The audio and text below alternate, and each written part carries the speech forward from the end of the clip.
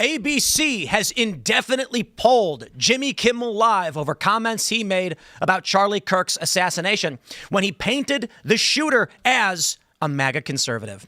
And everybody recoiled. This was not correct. I mean, the FBI's come out, local law enforcement's come out. The parents gave statements. They've released messages. This dude was highly motivated by leftist ideology and dating a trans person. And Jimmy Kimmel, like many of these other liberal podcasters, pushed this lie that the shooter was somehow some Trump-supporting conservative. Now, there's a chain of events that occurred. First, the FCC chair appears on Benny Johnson's show, basically saying, you can't do this. Then we heard that Nexstar, which is basically a local affiliate network, was going to pull the Kimmel show over these comments. And finally, Disney stepped in and said, enough. Kimmel, you are done. That's where we're at so far. CNN, they are losing their minds. And I got to be honest, it's hilarious. And I'm going to explain for you exactly why it's hilarious using the left's own words and their own ideology, which they cannot now claim they don't agree with. When they canceled and got people, when they got people fired from their jobs because some people said naughty words, and now they're all shocked that the ideology they espoused has come back for them. Now, I'll admit, I'm a free speech guy. I'm not going to advocate that people lose their jobs over naughty comments. However, I'm not going to defend people who are celebrating the death of a good man, a family man who was murdered in front of his own children. Sorry, go find someone else to defend you. If you don't believe in free speech and you never did, I'm done playing that game with you. Now, if you're a leftist and liberal and you've consistently defended free speech, even fighting with the liberals, they wouldn't call you a leftist anyway, would they? So when they come to me and say, I thought you were for free speech, I am, but you're not. So I'm going to hold you to the standard that you asked for. Congratulations. This is the world you've made. Ladies and gentlemen, we have a lot to break down with this because holy crap. Plus there is a lot of other news. The reaction from CNN is hilarious. We also have 3 officers shot and killed in York County, PA. It's getting crazy out there. We'll go through all that news. Before we get started, however, we got some great sponsors, my friends. We've got webroot.com. Go to webroot.com/pool. Shout out to Webroot for sponsoring today's show. Live a better digital life with Webroot and get 50% off when you go to webroot.com/pool. We understand that cybersecurity is not a sexy product. However, what's better than the confidence that comes from knowing your digital life is protected from malware, ransomware, identity theft, accidental deletions, natural disasters, and more? Webroot is for your digital life like Geico or State Farm is for your physical life. It's protection for just you or the whole family, but really the whole family. When we say protection for up to 10 identities, we mean it. Those 10 identities do not have to live under one roof. You can protect yourself, your spouse, your kids, your parents, your in-laws, your crazy aunt, etc. Plus, is a dedicated elder fraud hotline to help remediate incidents and assist caregivers. You shouldn't have an antivirus that acts like a virus. Webroot Essentials won't interrupt your daily life. It's 33 times smaller and scans your devices 6 times faster than competitors. It also installs faster than competitors, so you can get protected quickly and back to living your life with peace of mind that doesn't slow won't slow your computer down. If you don't have identity protection, you're not protected during a data breach. Every time you check a box for a company to remember your credit card, your safety is dependent on that company's cybersecurity. So when that company has a breach, unfortunately, most often that means your info goes with it. When you have Webroot Total Protection, your information is protected by dark web financial and identity monitoring and alerts. Get 50% off Webroot Total Protection or Webroot Essentials when you go to webroot.com/pool. Next up, we got the Alio Capital app. That's ALLIO. Check it out in the Apple App Store, Google Play. Have you all noticed how confusing it is and divided the world seems to be these days? Whether it's politics, money, or daily life, the truth is, a lot of it comes down to not really understanding how the money world works. Finally, there's a tool that makes things clear. I want to tell you guys about the Alio Capital app. It's built by people who really get how global events affect your money. Imagine an app that keeps an eye on things like inflation and interest rates, stuff that actually changes what's in your pocket, and then automatically tweaks your investments so you don't have to stress about it. It's smart, it's easy, and it works for you whether you want to get hands-on or just set it and forget it. It's great having something that breaks down big picture stuff into steps you understand. If you want to feel a little less in the dark about your finances, just check out the Alio app in the App Store or Google Play, or even simpler, text my name Tim to 511511. That's ALLIO Capital.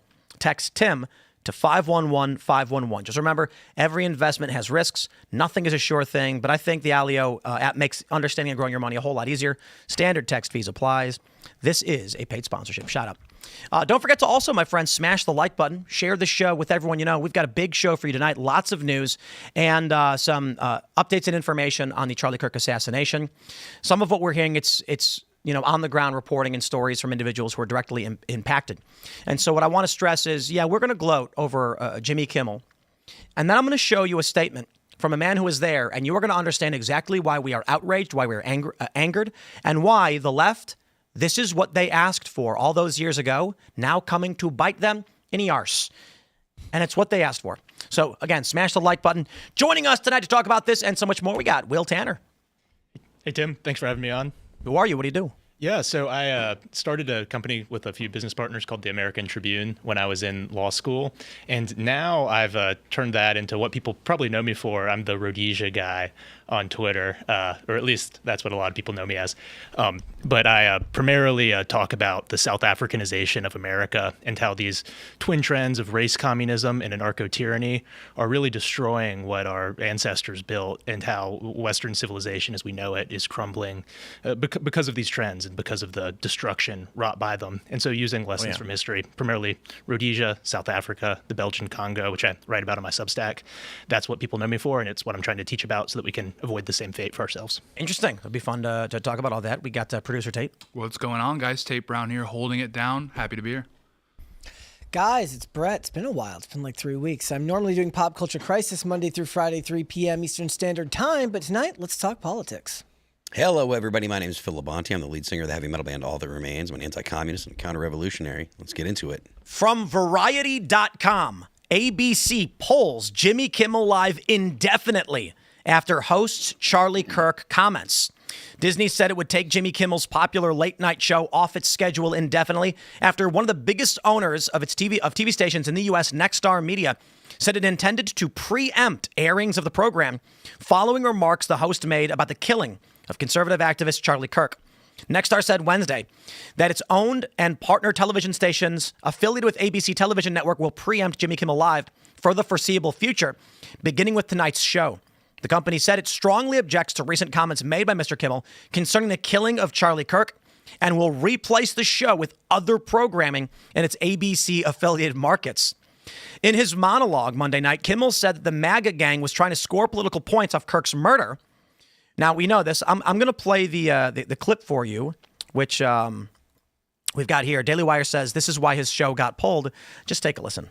We hit some new lows over the weekend with the MAGA gang desperately trying to characterize this kid who murdered Charlie Kirk as anything other than one of them and doing everything they can to score political points from it. In between the finger pointing, there was grieving. On Friday, the White House flew the flags at half-staff, which got some criticism. But on a human level, you can see how hard the president is taking this. My condolences on the loss of your friend Charlie Kirk. May I ask, sir, personally, how are you holding up over the last day and a half, sir? I think very good. And by the way, right there, you see all the trucks? They've just started construction of the new ballroom for the White House, which is something they've been trying to get, as you know, for about 150 years. And it's going to be a beauty. Yes. He's at the fourth stage of grief, construction. Demolition, construction. This is not how an adult grieves the murder of someone he called a friend. This is how a 4-year-old mourns a goldfish, okay? That was insane for a variety of reasons. One, trying to imply that the shooter was a Trump supporter and then mocking Donald Trump. Not going to be honest, I don't think Trump actually heard what the guy said. Mm-hmm. It's loud. There's a helicopter, and the guy says, "How are you holding up?" And Trump's just like gives a generic response. Yeah, good. Look what they're doing. I don't know. It sounded like he didn't hear what he had to say because Trump's made many statements about this. Now, here's where it begins. Nexstar Media Group issued this press release earlier today. Nexstar ABC affiliates to preempt Jimmy Kimmel Live indefinitely beginning tonight. They said Mr. Kimmel's comments about the death of Mr. Kirk are offensive and insensitive at a critical time in our national political discourse. And we do not believe they reflect the spectrum of opinions, views, or values of the local communities in which we are located, said Andrew Alford, president of Nexstar's broadcasting division. Continuing to give Mr. Kimmel a broadcast platform in the communities we serve is simply not in the public interest at the current time. And we have made the difficult decision to preempt his show in an effort to let cooler heads prevail as we move toward the resumption of respectful, constructive dialogue. Now, this also followed statements from the FCC chair on Benny Johnson's show saying, that effectively, you can't do things like this, right? We hit some new lows of the weekend with the MAGA gang desperately trying to. Of course, that's Kimmel's statement. And this was Brendan Carr appearing on Benny's show, and they describe it as issuing threats against ABC and Disney. Now, NBC News has responded by saying that ABC pulled the show after the FCC threatened them, as if to make it appear as though the Trump administration got Jimmy Kimmel fired, when actually this was a private business interest that did it. And I'm going to give you a couple reasons real quick before we launch into the panel why this is likely the case. For one, I think Hassan made a great point. I didn't actually hear him say it, but it was reported in the New York Times that he was concerned about the death of Charlie Kirk because he could be next. And I think many of these television network execs, seeing the vitriol, are also concerned that if violence escalates, these people at the top of these networks they will be doxxed, they will be known. Nobody wants to live that way. And so if you're running a network and you see Jimmy Kimmel say explicitly, despite the fact law enforcement has already said, here's his motivating factors, Jimmy Kimmel says, it was Trump. It was the MAGA guys. You are fanning the flames of political violence in a very terrifying and dangerous way, and mocking Donald Trump, whose friend just died, over that clip, which I assume is probably out of context or Trump didn't hear, is despicable. And I'm sure the networks, aside from being offended, were more so concerned that Jimmy Kimmel was driving the temperature hotter and hotter in an extreme way. And so I think many of them are like, guys, if we don't put a stop to this and say we are not going to tolerate political violence, it'll escalate. If we do not punish those who are dancing on the grave and demanding more or lying about this, the left will be emboldened and there will be more death and the right will respond. There has to be a simmering down of temperatures. And that's why people are getting fired. And that's why Jimmy Kimmel got fired. But I'm curious if you guys agree, and what do you think? I think that that's probably about the size of it. The idea that this is because of pressure from the government, I think that that's unlikely. I don't think that Brendan Carr just making a remark is actually enough to make people move, because I feel like that there's still a sentiment where if the government says, oh, we might do this, there's still enough people that would feel like pushing back on the government is worth the, it's worth the juice. Whereas if you're going to look at losing sponsors and losing, people, the higher ups at the company you work for, seeing significant repercussions, that'll get people to move. That'll get companies to move. Yeah, it would be the relationship with Disney and Nexstar that would be the bigger issue here than it would be Disney and the government. And for that, and for the most part, what's sad is like this will end up benefiting Kimmel in the long run, because Colbert's ratings spiked after he got canceled, after his show was officially canceled, even though he's still on the air, his contract has to run out. And the most profitable aspect of his whole show right now is like their YouTube views are very high. And I wouldn't be surprised if they end up moving him away from terrestrial television entirely, because this is a dying business model. The ratings in general for late night TV are, me and Tate were talking about it before the show now, are heavily dependent on whether there's sports on television at all these days. The ratings have been down consistently. And the funny thing is, Kimmel is number 2 in the ratings on late night, next to Colbert, who's already been canceled because his ratings are garbage. So everybody knows that this type of television is a dying model anyways. Why would you fan the flames in something that's so incendiary right now, in a world where you hire 100 writers to work on these shows, which is why they cost a fortune to make and they lose money on every episode? Why, with 100 writers, could you not find a more palatable way to try to get your point across? You can't, because your point is disgusting. I actually think, as to your point about being second in ratings, we know that Colbert was costing them tens of millions of dollars per year. I think Kimmel was as well, but they didn't know how to end his contract, or they couldn't end his contract. It ends next year in 2026. Indeed. I imagine they were probably saying, we're not going to renew it, but we can't do anything right now. This pops up, and now they have a morality clause exemption to terminate his contract. And I'm sure they said, let's pull it. Yeah. In addition to what you're saying about them not wanting to be associated with this side of things from potential vigilantes, they probably don't want the DOJ or related groups to see them as part of the Antifa, Soros network that could be getting rolled up or at least investigated. Because one thing you've seen on Twitter this week is the media companies, the media cable channels being really lumped in with that whole network of NGOs, nonprofits, law firms. So this could be a way to distance themselves. Wait, Serge, is this fact check true? So this is what when I was looking at it, it looked like it wasn't exactly like I'd seen the footage before. Basically, what he did was he took an old footage of Trump being asked a question and he dubbed over the question asking as if he had been asked that question, and it's not even the same thing. And if you watch the footage again, you probably see that it is from a year prior, I believe. But he dubs over the question kind of poorly. The reverb kind of gives it away. But yeah, I guess you can see it again. But wow, hold on, let's play it. Yeah.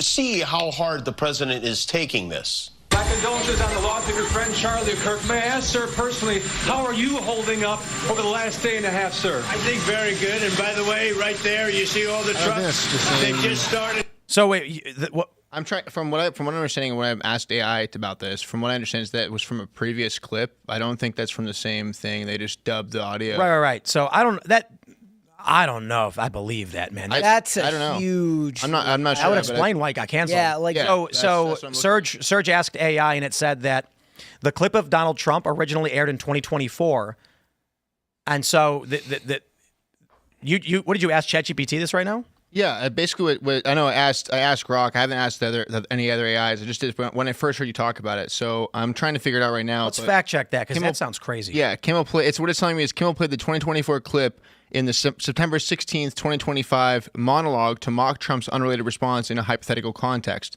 But he doesn't really make it clear that it's a hypothetical context or anything like that. Like I did remember. It sparked accusations of decontextualization from conservative outlets like Fox News and New York Post. So I thought I did remember seeing other White House reporters verifying that he said that, but then a lot of them were saying it was so loud and raucous in the area that there's no way Trump could have heard, especially parse out what the context. They were talking about the White House ballroom, which has been. I don't think Jimmy Kimmel. Yeah, so I have no idea. I'm just The discussion about the White House ballroom has been going on lately, though, so it's hard to believe that the clip was pulled from before. Yeah, I don't know. Like I said, I'm currently. Oh, right, they're doing the renovations right now. Yeah, so that Yeah, seems okay, that because. That seemed way crazier. Yeah. I mean, the part about characterizing him as MAGA is already crazy. That's something that's so verifiably proven false already, but they don't care. And that's one bridge too far as it is, which is why I'm sure a lot of people believe that Disney's issue here is that he lied outright about something like that's a whole other thing to edit that clip in such a deceptive way. I'd like to offer you all this. To conservatives, I give you an argument, and to liberals, I give you your argument back to you. It's a comic from XKCD, which the liberals waved in our faces as our friends and even our enemies were censored, despite the fact we had objections to it because people are allowed to express their opinions. And in this rather ignorant comic, in which XKCD has no idea what he's talking about, liberals claimed this. Public service announcement. The right to free speech means the government can't arrest you for what you say. It doesn't mean that anyone else has to listen to your BS or host you while you share it. The First Amendment doesn't shield you from criticism or consequences. If you're yelled at, boycotted, have your show canceled, or get banned from an internet community, your free speech rights aren't being violated. It's just that the people that are listening think you're an a-hole, and they're showing you the door. Now, I'm going to be honest with you. This is one of the stupidest things I've ever read, and I'll tell you why. But this is what liberals stood on, as they said everybody with an offensive opinion who express it should be banned. In fact, people who said #LearnToCode were getting banned on Twitter. It's worth pointing out the context surrounding the people that are losing their jobs or being quote unquote canceled now is the death of an innocent man, right? A murder. And they're complaining. They're saying, oh, cancel culture is back. And if you think about the reasons that people on the right got cancels, it was because they misgendered someone. They used the wrong swear word. #LearnToCode. Yeah, they said they were basically taunting media personalities or journalists on the internet. Yeah, making fun of a journalist was grounds to be permanently banned. So now it's ridiculous. Yes, I understand, and I think it's an important distinction to say. People are losing their jobs for mocking the death of somebody, which shows a dramatic and violent escalation of the rhetoric, and what Jimmy Kimmel and others are doing could lead to more violence. That I completely understand. The underlying factor in these cancellations now is that a man is dead. His wife and children were there and they watched it happen. And it is gruesome and horrifying. And we have a story from someone on the ground, then I'm going to make sure everybody understands how serious this is. But let me make one thing clear first about this liberal argument. Free speech and the First Amendment are two distinct things. The right to free speech is a principle held by a moral and virtuous people. That means they themselves will not infringe upon your right. You can speak, they'll leave you alone. The First Amendment says the government shouldn't. XKCD wrongfully conflated these things because these people have no idea what they're talking about. And the last thing I will say to all the liberals that are crying about this, one, I still believe in free speech. I will still defend free speech, just not for you. You know why? Because you asked me not to. You came to me and said, Tim, if people say hate speech, they should be banned. And I said, I disagree with that. You said, this is the way I want to live. And then I said, okay, fine. I will uphold your wishes for you. So when Jimmy Kimmel gets fired, my response is, I don't care. I love it. Yeah, and if you want to go have that argument right now, go yell at Pam Bondi. That's what everybody's doing over there, right? They're talking about what they're discussing with hate speech over there. Plenty of people are having that argument. Do you remember the case? I mentioned it today a couple of years ago. If you want to talk about the difference between what's going on right now and a couple of years ago, of the guy who got fired for cracking his knuckles outside of his car door, and they thought he was putting up the OK hand symbol. Right. That's if you're comparing the two, they're not the same thing. And for people like me who do take the Free Speech Act side of this very, very seriously, what happens is you've just bled out my desire to help you, given the fact that nobody wanted to help anybody else before. And now what I'm going to do for all of you, because many people are making the argument about free speech or otherwise, is going back to the conversation about the severity of the circumstances we deal with. Jimmy Kimmel falsely portrayed a mass shooter as a conservative. And now the reason that's so dangerous is that they are already trying to justify and call for more murders. And you know what? I got no problem saying I take it personally, as my name is on many of these lists. So when someone says, stop defending a mass shooter publicly, and you get banned for it, I ain't going to defend you. But so that you all really understand, and I know everybody on the right and everybody who truly knew Charlie was, they already do. But for those liberals who want to make the argument, I have a video here from Frank Turek, who's going to give you his account of what happened on that fateful day. It's 5 minutes, and I ask you to please just listen, and it's going to be hard, and it was hard for me, but it was much harder for Frank, who was actually there. And after you hear what he says, maybe you will understand why we should not be tolerating the left dance on graves and call for more death. I give you Frank Turek. Now, here's what Erica wants me to relate on Sunday. This is going to be the hard part, but maybe also the comforting part. Charlie Kirk was literally like a son to me. I have 3 sons. He was like my 4th son. My 3 sons are a little bit older than Charlie. He was like my 4th son. So when he was hit, if your son got hit, what would you do? What would you do? I got in the car. Because if there was any way I could save him, I had to do something. And I couldn't just take him. You guys got it. So they got him into the side of the car. It was an SUV. It was the SUV we took over. And I'm on one side, and there's actually some video of this. Somebody was taking video of this. I'm on one side of the car, the right side, and they're getting Charlie in. So I run over to the other side, but the guy who was dragging him in is now blocking that entrance. So at that point, I run around to the back. I pop the back gate open, and I jump in the back. The car lurches forward. Apparently somebody jumped in the car. So the car lurches forward. So I almost fall out of the car, the SUV. Then I grab the thing and close it. And there's 5 of us in the car now. Justin's driving. Dan is up front with the GPS. Rick has got him. Rick's on my left, and Brian is there, and I'm coming over the back seat, and Charlie's laid out in front, just right in front of me. And Charlie's so tall, we can't close the door. We drove 4 miles, I don't know, it's 4 something miles, all the way to the hospital with the door open. To this day, I don't know how Brian stayed in the car, because we're just go, go, go, go, go. We're trying to stop the bleeding. You saw it. And I'm yelling, come on, Charlie, come on, come on. Meanwhile, my phone is still on. My son and daughter-in-law are hearing this whole thing. and his security team, again, Justin, Dan, Brian, and Rick, they loved Charlie. But they were much cooler than I mean, they're just carrying out, they're calmly, but they're swiftly doing exactly what they were trained to do. Rick starts praying out loud. I'm praying out loud. We're yelling, come on, let's go, let's go, let's go. My son's hearing all this. And we're doing the best we can to navigate traffic. This is not a highway. We're on surface streets. And suddenly there's an ambulance coming toward us. And there was conversation in the car. Should we stop? We're like, no, just keep going. Just keep going. The doctor later said that was the right thing to do. Ambulance goes by us. We're still heading to the hospital, trying to get there.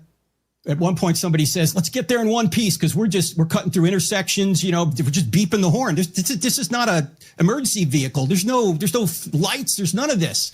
And I go, we got to start CPR. So I try and start that. Now,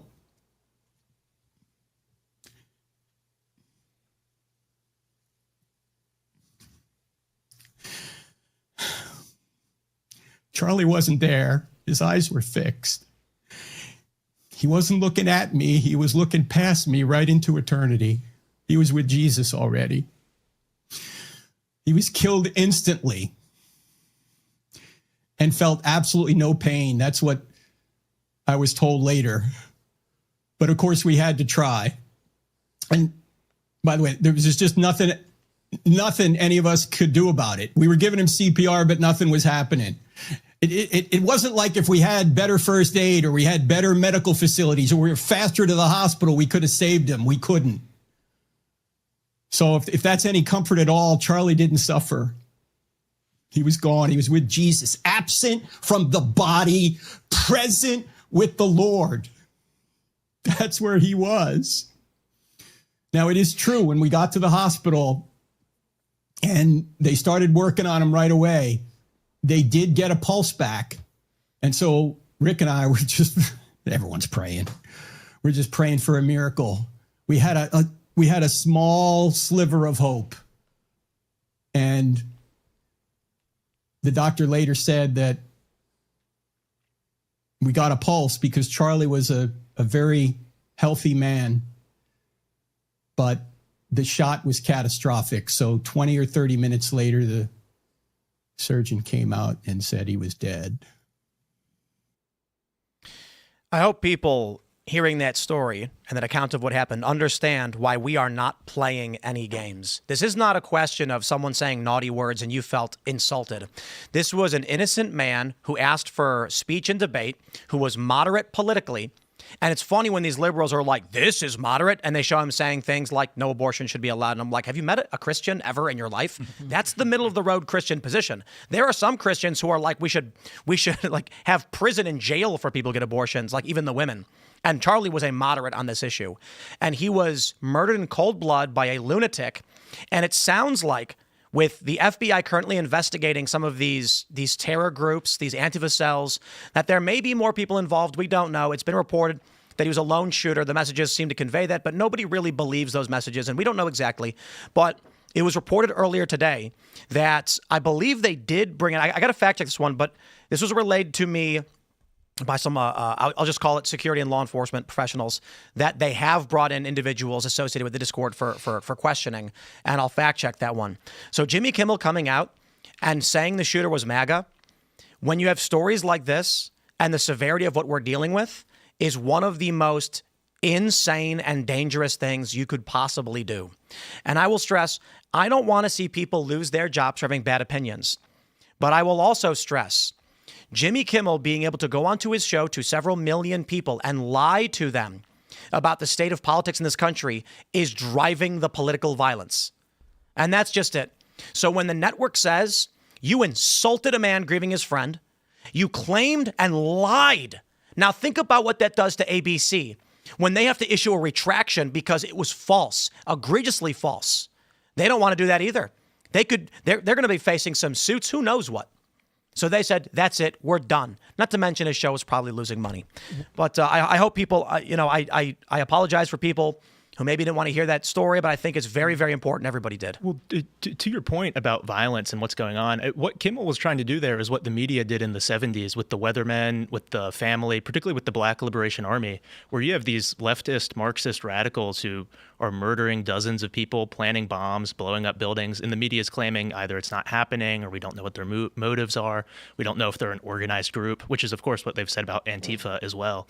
And it's this attempt to cover up this leftist insurgency, a proto-guerrilla movement that's happening inside America and is extremely dangerous and violent. And the Weathermen were never dealt with.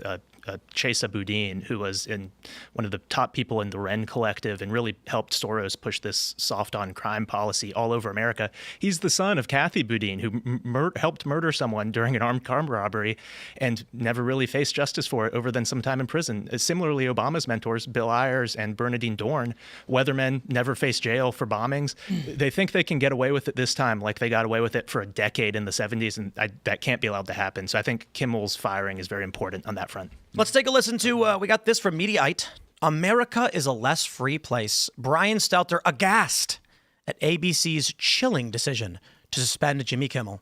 They don't learn their lesson. Listen to this. Truly dropped as, I think, a shock to anybody who heard it, even if they knew that Brendan Carr, the pro-Trump chief of the FCC, had made the comments he made on that podcast. I don't think there's anybody who literally thought within hours Jimmy Kimmel would be gone. Right, absolutely right. In fact, this was very sudden this afternoon after Carr spoke out on that far-right podcast. Then some stations that are... Far-right podcast. Benny Johnson, again, moderate conservative. Owned by other companies, but affiliated with ABC, started to complain to ABC. We know one of them, Nexstar, which has about 24 stations with the ABC logo and all the ABC programming. Nexstar publicly announced that they were going to drop Kimmel's show indefinitely. Within a matter of minutes, we heard from Disney that the show was being pulled altogether. That suggests to me that other station owners were probably also getting scared. Other station owners were probably also coming up with backup plans not to air Kimmel's show. Yep. But even though we're talking about comedy, this is so serious. Comedy. Yeah. America is a less free place if late night comedians cannot do and say what they want. I want to just stress, and let's take a pause real quick and we can issue some commentary on this.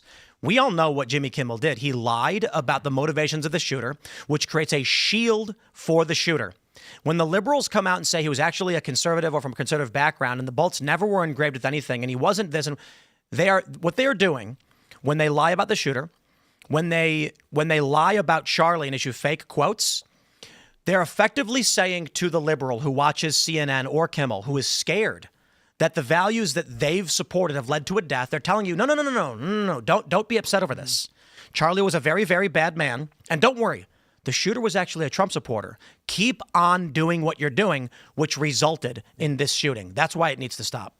Yeah, well, and to Will's point, they're just completely flabbergasted that they're actually in an environment where you can get held accountable for this kind of stuff. Because the way like Brian's presenting it is like that the right's like settling scores right now. Like that's the way he's presenting it, and that's just not at all what's happening. Because we saw like Frank's video, we understand the magnitude of what happened on Wednesday.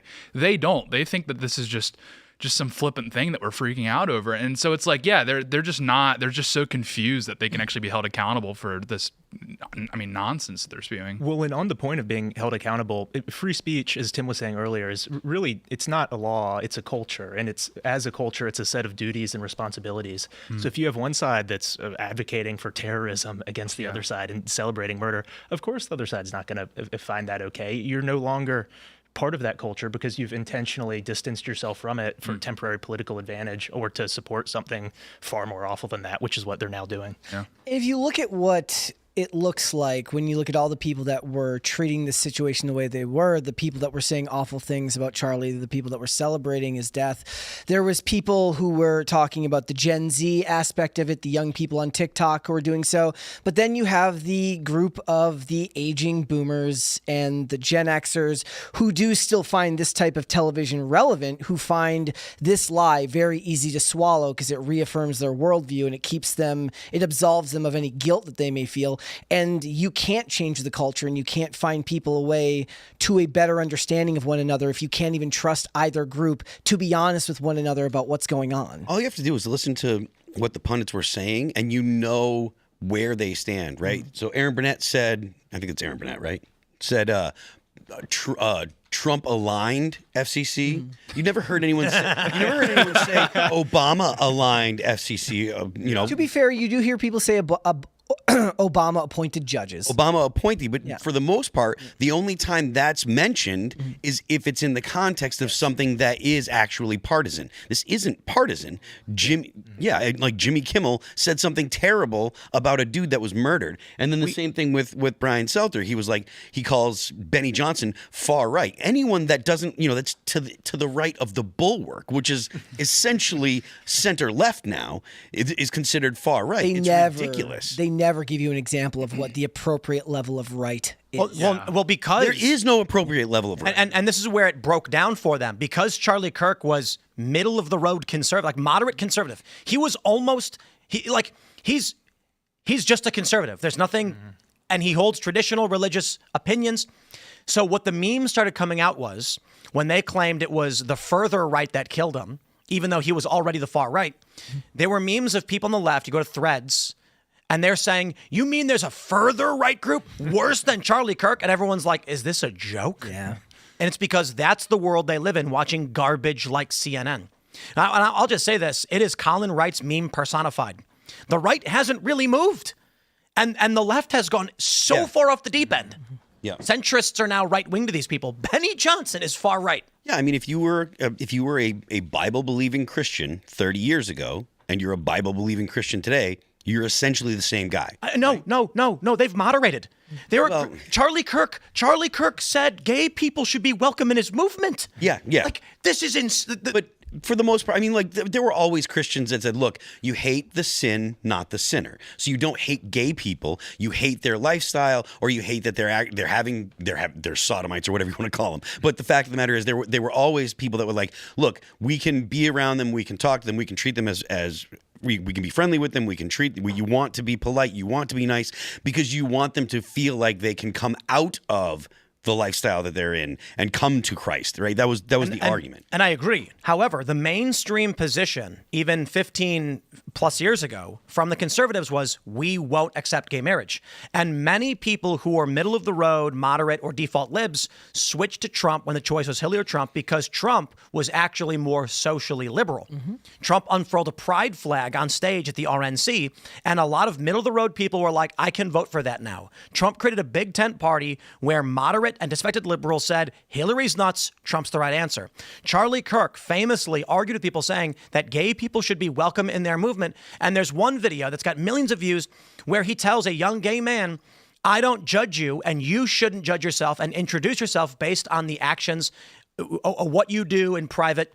It should be about, are you a good person, and will you come to Christ? Will you be a better person? That is a more socially liberal position than in the past. And they called Charlie a homophobic bigot far right. If he's far right, imagine what Republicans were 10 years ago. Now they're pretending like they don't get it. Yeah, I mean, I think Charlie's policy package that he presents is probably probably the plurality of Americans. I think that's fair to say, like traditional conservative, evangelical, these sorts of things. And yeah, they're saying that puts a target on your back, like full stop. That's what they've declared. Well, and the target on your back part is extremely important. To go back to Antifa, some of the armed factions related to it, like the John Brown gun clubs, why do they call themselves John Brown gun clubs? Why do they continue to push this far right, you're super racist message, like Jasmine Crockett saying ISIS slave patrols recently? It's because they have very, very dire things in your future that they want to do to you. And you can see it. That's why they glorified John Brown. If you look at who he killed, the Doyle family, they had nothing to do with slavery. You know what we should have done, and I apologize for this, we should have pulled up Brian Stelter's reaction to Roseanne getting fired. Because how much you want to bet he was like, well, you can't be a racist and a bigot, it's too bad. And now he's like, oh no, he's effectively fanning the flames of violence and justifying murder. I mean, this is just what, like, for somebody like me who, when all of this started, I had to kind of have that discussion with myself about how I feel about it, because I do tend to err on the side of like, look, and I understand the conservative argument, right? It's like, it doesn't matter if they're going to use it against you later because they already used it against you before. You need to exercise the power when you have it. And I understand that, but because that's not, I don't fall in conservative circles. That's never lined up for me. But then I look at the way that these people have behaved. I look at doctors, lawyers, nurses, people educating your children, dancing on the grave of someone. And I'm like, take the politics out of it. Remove it from it entirely. Is this a person I would want to be spending any time with? Am I supposed to go to bat for somebody that abhorrent? And I've got about 10,000 other things in my life I have to finish first, and then I'll get to that. Let me just say, ladies and gentlemen, I did. It took me 2 seconds. Brian Stelter said, excuses, excuses, excuses. That's what's happening. We are seeing Barr trying to say she's sorry, trying to apologize, but then in the next breath, she's making excuses, blaming this on liberal media double standard, saying she is the real victim. Here is the sense of how we got here with his head spinning 24 hours. So this is CNN.com transcripts of about Roseanne Barr, and it took me 2 seconds to find the transcript. So, sure.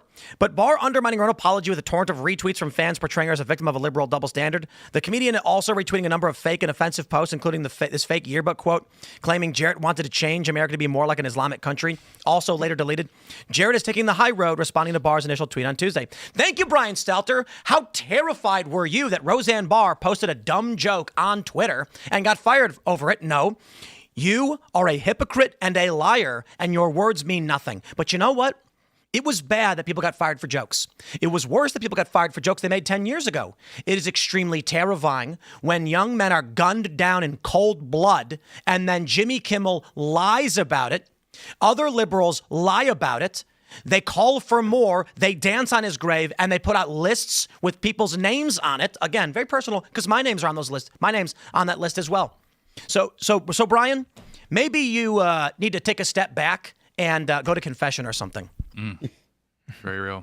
Yeah, indeed. Well, ladies and gentlemen, we do have massive breaking news from Truth Social. Donald Trump has deemed Antifa a terrorist organization. He has Truth. I am pleased to inform our many USA patriots that I am designating Antifa a sick, dangerous, radical left disaster as a major terrorist organization.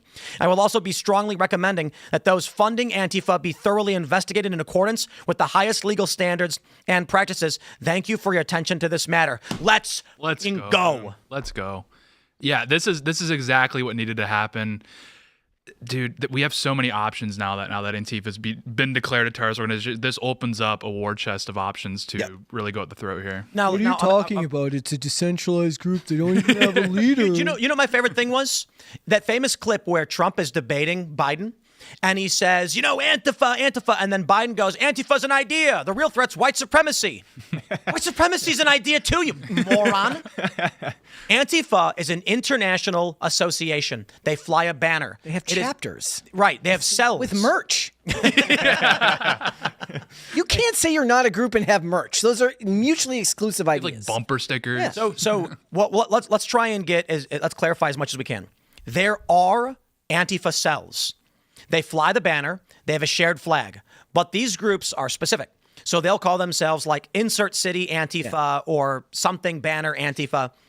And the generic term Antifa refers to their ideology and loose-knit set of ideals and where they band together. But flying the flag is intended to make them a singular group, meaning if an Italian Antifa guy comes to the United States and has the patch, it is easily recognizable to someone in the United States. And if a riot breaks out, they know how to coordinate because they share tactics. So if you can't designate that an international terrorist organization, literally what can you? Yeah. Are we going to pretend that it's not really ISIS because the guy only pledged to ISIS and was practicing what they preached in their tactics, but he never actually went to Syria to meet with them?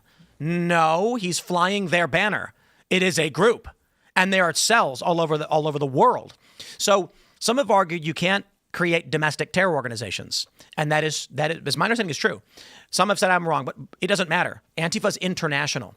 They are a foreign terror organization with U.S. cells and chapters. Mm-hmm. And it's about time these people face the consequences of their actions, because for a better part of a decade, longer than that, because I've been experiencing it since the Occupy protests, they use similar tactics. They have a similar ideology. They get funded. Where the money comes from is, I'm curious, and they engage in violence to suppress people's rights and shut down free speech. You may not like the Proud Boys, you may not like Patriot Prayer, but a bunch of right-wingers with American flags walking down the street never bothered anybody. You want to get mad about rioters with American flags, by all means, but patriotic Americans walking down the street with American flags is totally legal and protected, and the far left throwing bricks, throwing firebombs, that was always illegal, and it's time for games to stop. This is exactly what I've been calling for when I say the federal government needs to do something about terrorism in the United States. Antifa are a terrorist organization. They have always been a terrorist organization. They are a revolutionary communist group, usually communist. Sometimes there'll be some anarchist, like anarcho-communists in there, but they're still communists at their core. And that, honestly, the distinction about anarcho-communists versus regular communists, it's a distinction without a difference, because they end up being communists at the end of the day. Well, they don't want no government. They want a government that tells everybody to be the type of communist that they are. I actually really, really love this political compass distinction. It's important for everybody. Libertarian communists do exist. It's a real thing. There's like 3 of them, and they live on a farm, and you've never heard of them, and you'll never see them. Why? Because they all they do is live on a farm, and this is what a libertarian communist does. They walk up to their room and go, "Hey, my watermelons are ripe. Do you want to share some?" "Sure, man." And then afterwards, we'll do the dishes together, and they don't bother anybody, and nobody cares. In fact, there are some small communes in the United States where they have like 20 to 100 members, and they don't bother anybody, because they mind their own business. And they have little hippy-dippy farms. It breaks down after about 100 people. It does. Yeah. It literally does. That's why the most well-known libertarian commune has only 100 people, and they won't allow any more. Really? Yeah, and only when someone leaves does the wait list open up for the next person to come in. There's like I've heard that like once you get past 100 members of anything like that, it starts to break down. And so what you actually end up with in these cities are people claiming they're libertarian socialists or libertarian or anarcho-communists, and then they firebomb a police car. And you're like, yeah, bro, let me just explain something. When you use threat of death to enforce your ideology, that's authoritarian, okay? Not anarcho. When the hippie goes on the farm and says, "Come hang out if you want," that's libertarian. And no one cares, because nobody even knows these people exist. I go to conservatives and they're like, "There's no such thing." I say, no, trust me. There's just like 3 of them. I've met them. They're chill. They're all right. They're smoking pot somewhere. I don't dig their lifestyle, but they leave me alone. The people in the streets with batons and clubs and firebombs, they were always the tankies. Yeah, and so it's good that he's assigned them a terrorist organization. Well, real quick, I imagine tomorrow it'll be an executive order of some sort. Sure. I would assume so as well. I don't imagine that there will be international drone strikes, or drone strikes in other countries or anything like that, but I do think that the FBI should start actually tracking down people that put up videos with that they're flying the Antifa flag. If they're, making comments about anti-fascist, blah, blah, blah, the federal government should start knocking on their doors, just because it chills behavior. It's not about wrapping up people for speech, but if they're involved with an actual terrorist organization, which Antifa is, and 2020 was evidence of that. They rioted all summer. They destroyed property. Yes. They were doing everything they could to intimidate people. They were literally getting in people's faces, demanding that people say, Black Lives Matter. Go and find those people and start asking them if they are involved in terrorist activities, if their plans, and you will see a significant drop in people that are actually going to say things like Charlie Kirk deserved it. And then you can go to Berkeley and set up a little table and say, "Let's have a conversation," and no one will smash it, and no one will throw rocks at you. And that is the crazy thing about this country today is I can already hear the liberals going, "It's happening. Trump is saying that if you oppose fascism, you're a terrorist." And it's like, bro, I just watched a video. I think it was Cam Higbee, who was like saying, he's got like a sign up saying no one should die for their opinions. And a guy comes and attacks him. And I'm like, the problem isn't the guy minding his own business. Okay. You guys are criminals. You are fascists. And Trump is saying, stop doing that. But more importantly, I honestly don't care if someone flies a banner of whatever they want to fly. Free speech. Seriously, I mean it. The question is, if people are saying they're aligned with this, I believe that's enough cause to investigate whether they're providing material support to violent terrorist groups. Now, if you want to say they shouldn't be called terrorists, literally, I don't care what your argument is. If they are engaging in violence against other people for the purpose of suppressing their speech or ability to engage in American democracy, then they are terrorists. And so could you imagine if someone went on, like, say, Piers Morgan and said, if you wanted your friend to live, you shouldn't have voted for Donald Trump? Yeah, insane. Yeah, imagine if something like that happened. Imagine if they... So I'm going to say this. Oh. I'm always what? I just you mentioned that, and Destiny has never flown like Antifa flags, and I'm bummed that this isn't going to wrap them up. But anyways, so we can't. So we had a security assessment today, and I actually do have a story from Variety about this. I gave them a big long quote.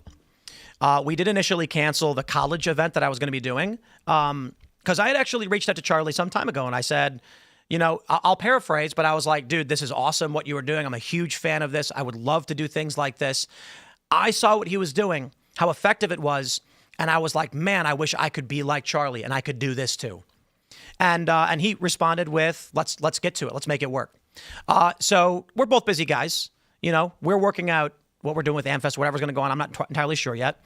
But I did organize with Alex Stein one of these events, and we canceled that. That was going to be on the 11th. We were going to Penn State. We are not anymore because our security team cannot secure it. And so we actually canceled the Culture War live events as well. I decided, no, these are indoors. Let's do it. Well, unfortunately, we had a security assessment, sat down with my security team once again, and they said, we cannot secure this event. It's up to you. And so then I talked to my wife, we discussed it, and we were like, right now, we can't do it. So I want to stress this. Why this is so important that Trump is taking action against these terrorists. I don't think it will stop the violence right now. I think maybe in the future, we can stem the bleed, as it were, figuratively. Meaning, it will only get worse if nothing is done, but at least for now, we may pull out of this tailspin. Because of these people, they got the venue canceled on us the first time we did this because of threats of terror. And we pushed back, and they brought our event back, and only 3 people showed up to protest. Now, because of the death threats, one crazy person, we can't secure the event. And so for at least the time being, we were told we cannot provide meaningful security, which prevents a few problems. Everyone's going to respond with, Tim, be brave. Don't let them stop you. Tell that to the insurance company when the security assessors say we can't provide security and the insurance company says we won't insure your event. And then the venue says without insurance, you can't have one. That's not happened just yet because we're voluntarily saying we're going to, this is what we've typically dealt with insurance for events, the things that you need in order to make them happen. And we just said, listen, it's not even just about that. I don't want to make it seem like an insurance company came to us and shut us down. I'm saying that's just a major component. We think being unable to secure it and a challenge to whether or not we're going to be able to afford the insurance means we should probably wait. And so I don't know exactly what's going to be happening with this. There's also the trip to Arizona, which I mentioned the other night, which I don't know exactly what's going to be happening, but I'm being told right now to buy a wig. I'm not kidding. Buy a wig, get a polo shirt and some cargo shorts and sunglasses if you want to go to Arizona. And I'm like, I don't know that I can live like this. Now I get it. Big celebrities, bigger than who am I? I'm some guy on the internet who complains. Brad Pitt walks down the street. He's got to deal with that stuff. I get it. But the issue right now is there is a series of death threats that we have forwarded, I believe, to the FBI. I'm pretty sure that's what our security team did, threatening to murder me and calling for others to murder me as well. This is why I look at this and I say, good. These people who go online and are telling me I can't speak. And you know what's funny? I'm to the left of Charlie. And they're telling even me I should be murdered. Something has to be done about this. I fear with this action from Trump, we will still face some degree of escalation. The left response immediately following this, because this happened 20 minutes ago, they're going to say, Trump just made it illegal to oppose fascism. That's what they will say. That's what they're going to say. I'll just say this. I have never faced any threats from groypers. They make memes about me. They make a meme where I've got the Jewish things coming down, the braids or whatever. I don't know what they're called. And what is it? Payas. And it's me saying the Goyim found out or something like that. I don't know.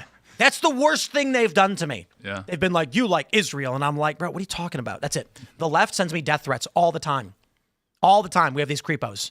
And so my family is stressed. I'm stressed. And we want it to be done with.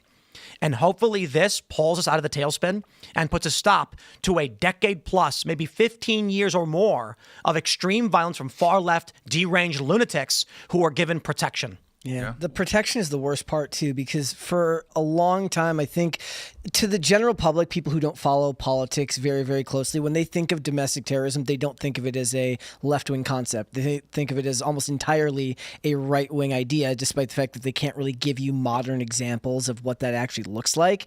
But they don't know about the Black Bloc. They don't know about or even what you were talking about in the 70s or any of those types of events that have transpired. And there needs to be a change around understanding where that type of terroristic threat is coming from in this country. And to talk about where it's coming from, this is particularly important, the labeling them as terrorist organizations, because that's not just how you go after the foot soldiers like the John Brown Gun Club or Antifa or Black Bloc. It's how you go after the second and third tier people who are backing this and making it continually happen and providing them with the resources where they can continue doing these illegal things with near impunity. I mean, to go back to the 70s, they got away with it because they had champagne socialists and people like that giving them the best lawyers, providing them with the best things. The city and state governments were often on their side, like Mayor Lindsay in New York City. Now that situation has more or less been repeated with these huge funds providing the lawyers, the media help, the personalities, everything it can do. This helps shut that down because now you can investigate those people and make sure they no longer have these huge amounts of resources to just break the law and go after us. Well, and now, I mean, big beautiful bill, the DHS got an additional 165 billion, so they have some new toys I think that they're looking to implement here with this new terrorist organization. You're gonna need a lot of resources to get to the bottom of this. This is a huge network in this country. I got an idea for all the liberals and leftists and the far left out there. Get a little folding table from Walmart, buy a big piece of like whiteboard and write on it, Donald Trump is a fascist, change my mind. Tape it to the table, sit down politely at university with a microphone and have peaceful conversations and win your argument. There's a really funny meme I saw earlier. Not meme, but like a tweet. There is no Charlie Kirk analog on the left. There is no left, liberal, far left personality who has an open platform in public and says, come and challenge my ideas and I will prove myself right. Because all of them know they are wrong. And that's why they engage in violence. You do not shoot and kill a man who you've easily defeated in an argument.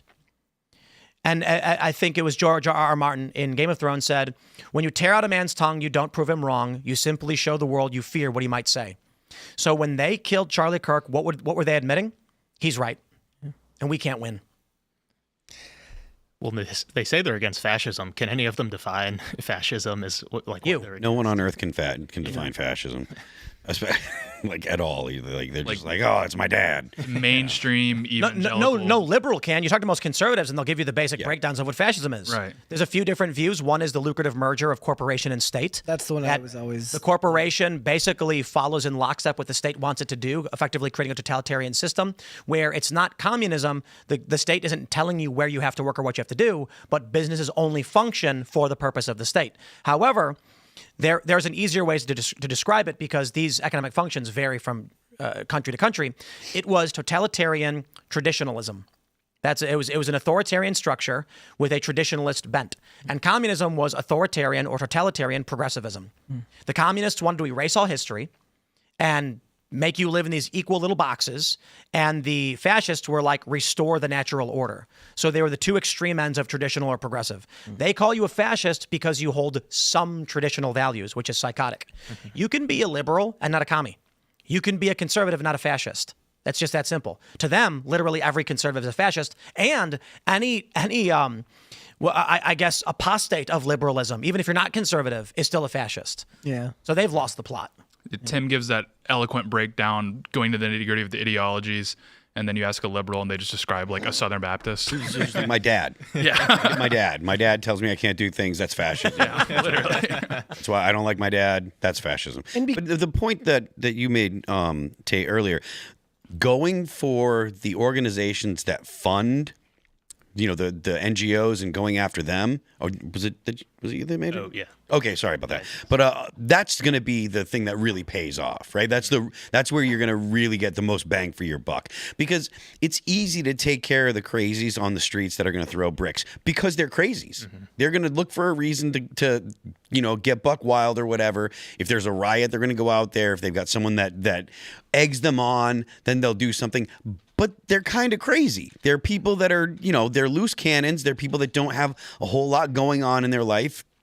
And so they go and they're like, I don't mind throwing a rock through the window because if I get put in jail, I don't care. I don't really have plans for my life. But I made the point on the show, I think it was Friday, I was like, the only distinction between these mainstream pundits and the people that are throwing bricks through the window is the people that are throwing bricks through the window just have nothing to lose. Yeah. Like these pundits, they have the exact same ideology. Yes. They just have a little more skin in the game. I don't think that the people that are throwing bricks really have a whole significant grasp on the ideology.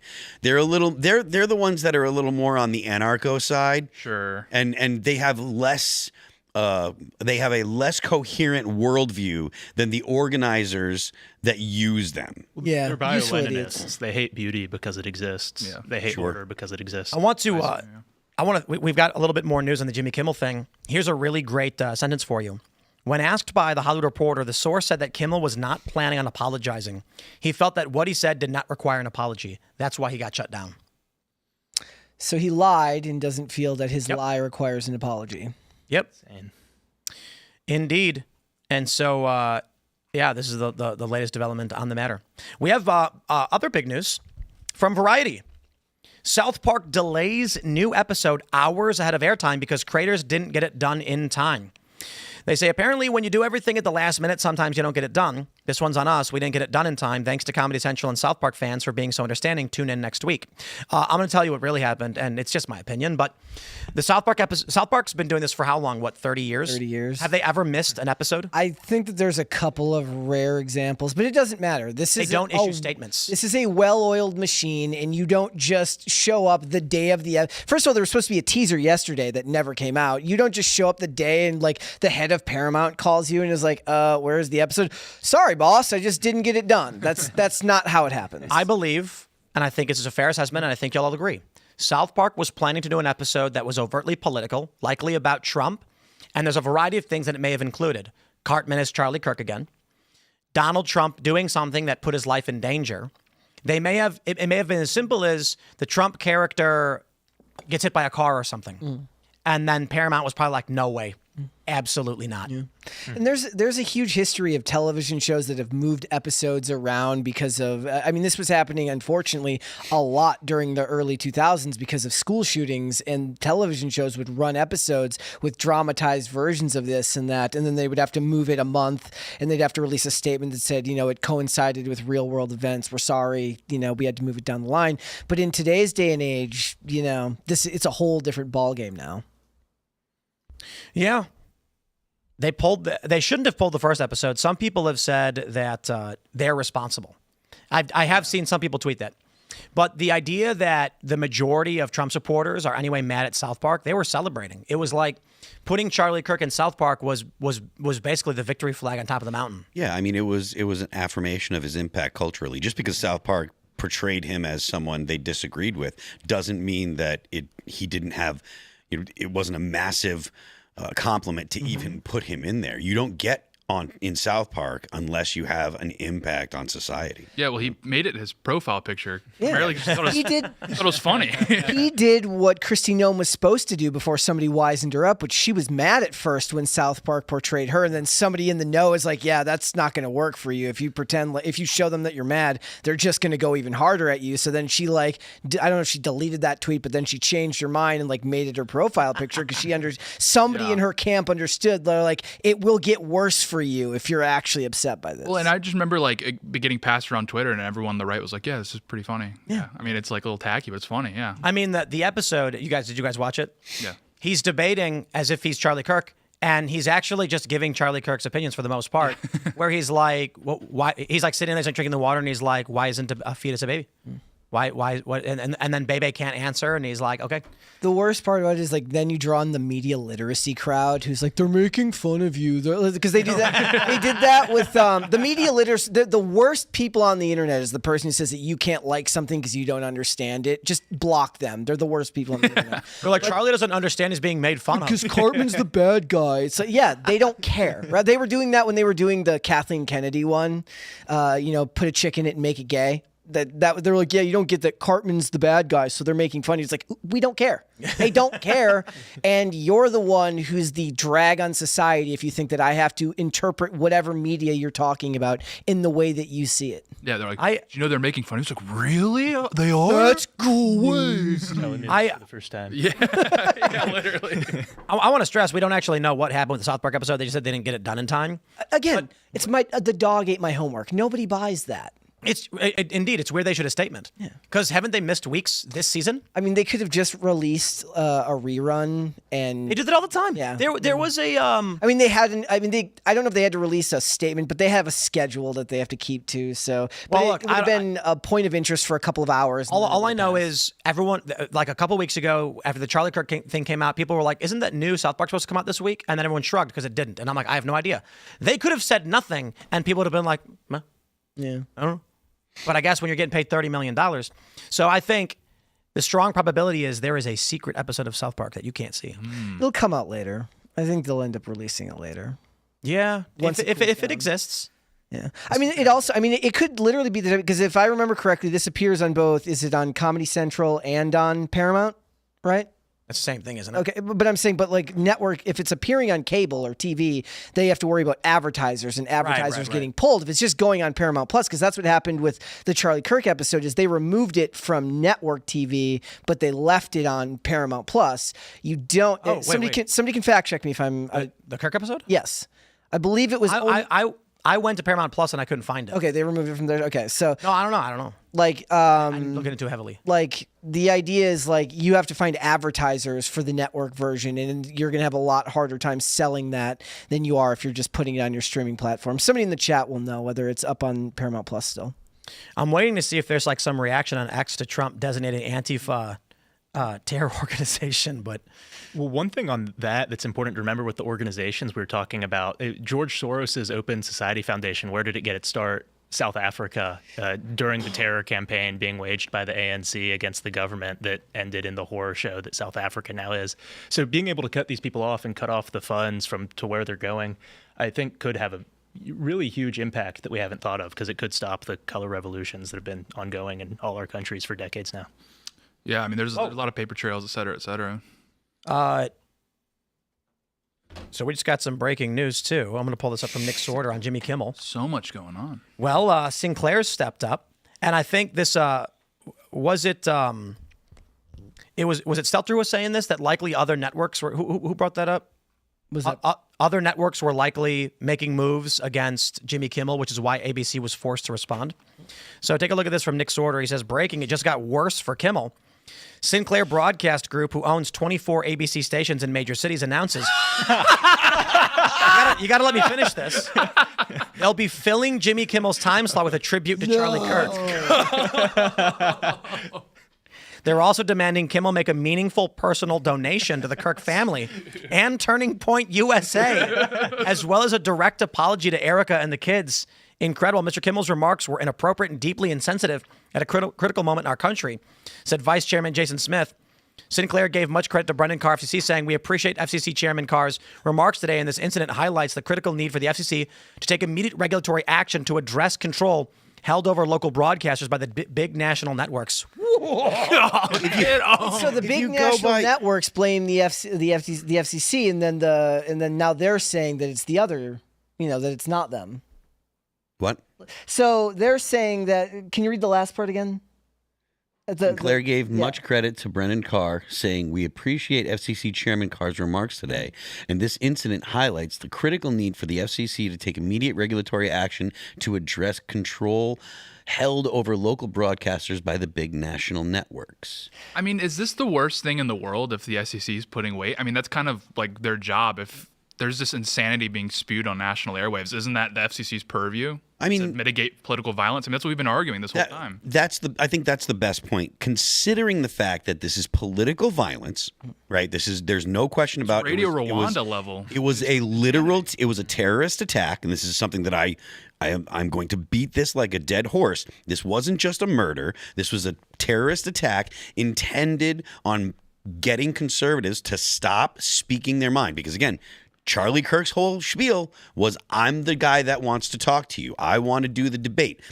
This is probably a very good thing for the whole country, because the intent is to lower the temperature. The people that you hear people on the left complaining that, oh, Donald Trump's not lowering the temperature. Donald Trump's not lowering the temperature. Donald Trump's not lowering the temperature, while they're calling Donald Trump a fascist, while they're saying that, well, Charlie Kirk was a fascist. Well, it's bad that he got killed, but he said all these horrible things and he did all this horrible stuff and he was a hateful person and blah, blah, blah. None of that is lowering the temperature. This is actually tangibly attempting to lower the temperature. I guess the point what I was trying to make earlier is that Sinclair is saying that the FCC is addressing the control of the big national networks, which is what was being stated about by Brian Stelter on CNN, right? So Sinclair is saying that the big national networks like CNN have control over these stations, but then CNN was putting it off on the FCC. Yeah. So they're all passing the buck around to everybody else. And I would like to issue a request to those out there with the decentralized network and so many viewers. There's a great power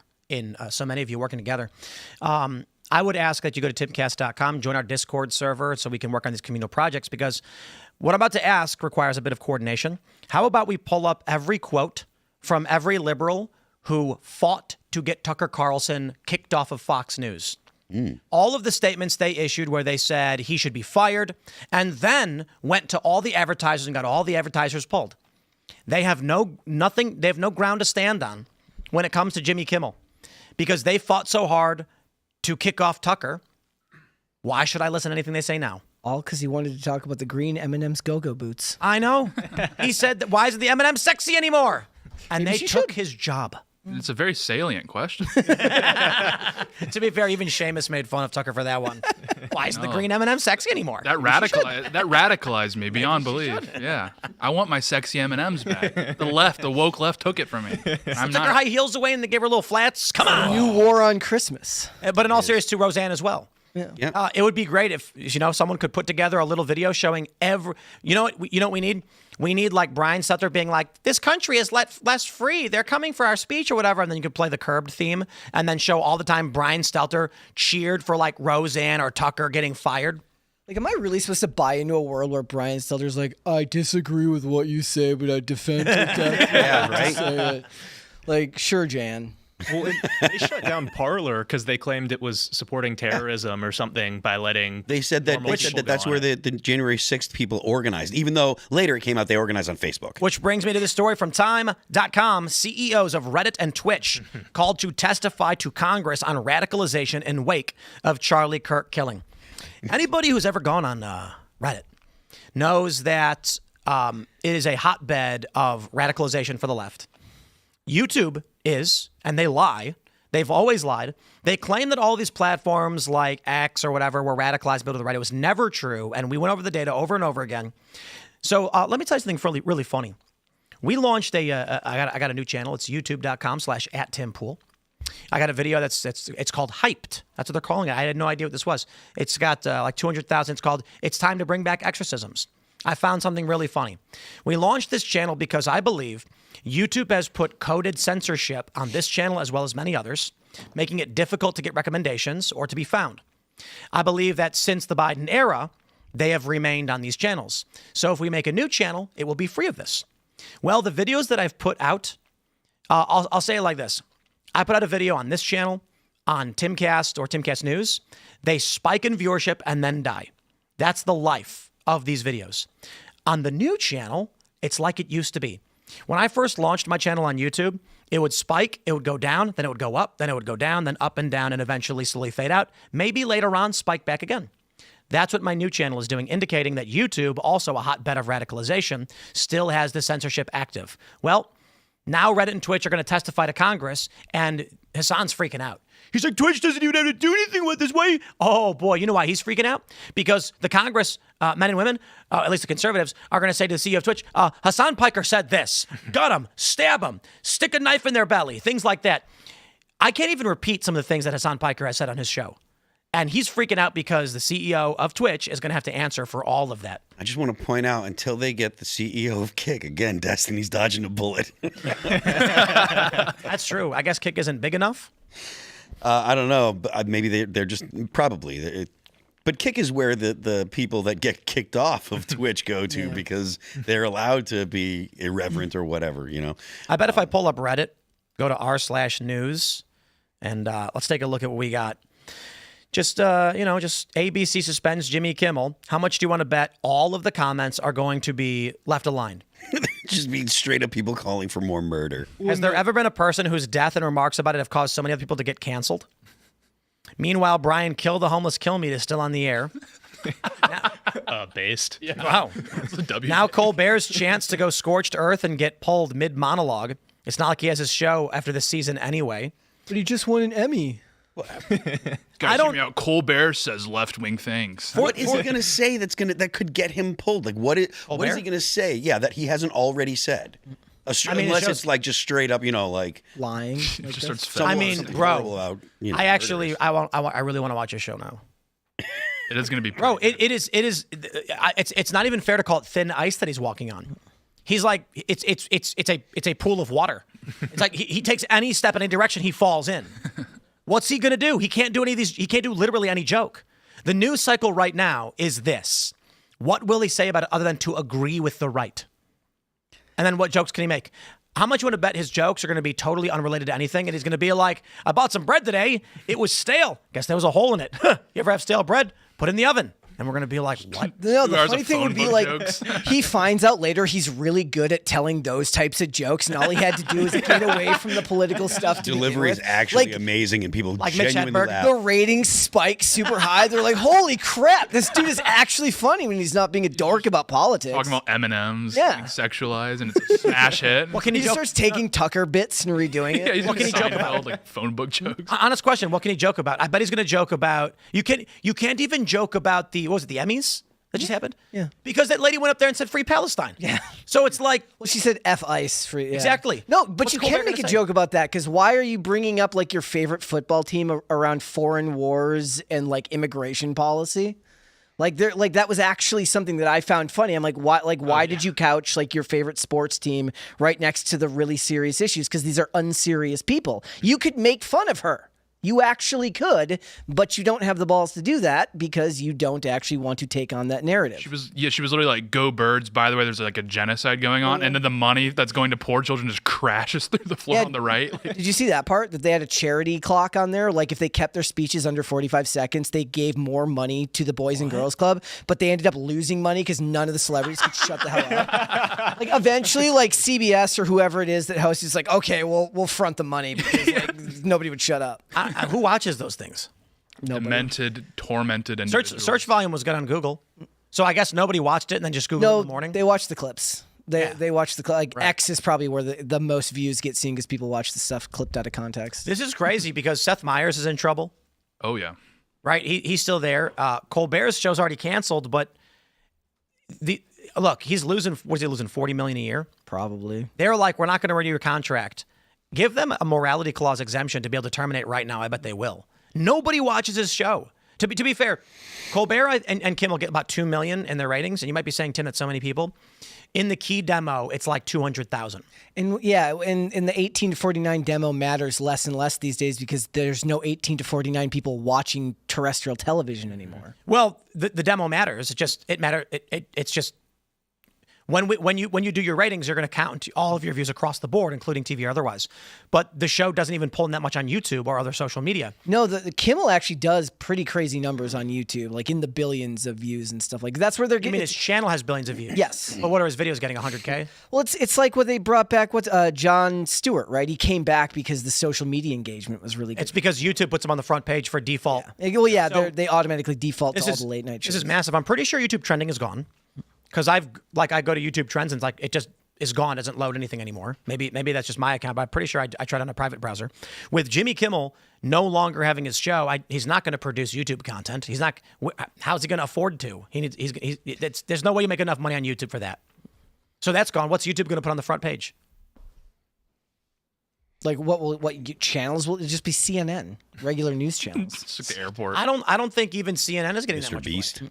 I will say Mr. when the press conference happened with Cash, I did a live stream. I think it was yesterday or the day before, and I had 40,000 viewers watching. I was the biggest stream covering the press conference, and YouTube was not featuring it. And I'm just like, sure thing, I guess. They put up a bunch of channels that were getting substantially less because YouTube playing stupid games. They desperately want to stop independent news channels from getting a voice. Is it the left's patronage networks have shifted from cable to the tech platforms, particularly YouTube? Because it used to be like the deal for Colbert pushing propaganda constantly to his insane audience was that he got the millions of dollars, but that's gone. So is it now that YouTube is building these people up, is a way of rewarding them behind the scenes for continuing to push the party line? Or do you think it's just organic in that regard? We'll say it one more time. What do you mean? Sorry, like, is it a intentional patronage network where they're trying to boost their propaganda pushers through YouTube now because cable's dying, and this is their way of turning YouTube's promoting Jimmy Kimmel because we are told Jimmy Kimmel is mainstream. So the people at YouTube largely are liberals. They are told Jimmy Kimmel is the popular, prominent, normal thing, so promote that. It's fake. Their channels have become psychotic and deranged. So the funny thing is, YouTube saw tremendous success with shows like this 7 or 8 years ago, and then got attacked by these institutions and panicked. So YouTube could have had a much, much stronger foothold for a long time. But they panicked over this, censored all of the independent news channels and commentary channels, which ranged from left to right, and then defaulted Fox, MSNBC, and CNN.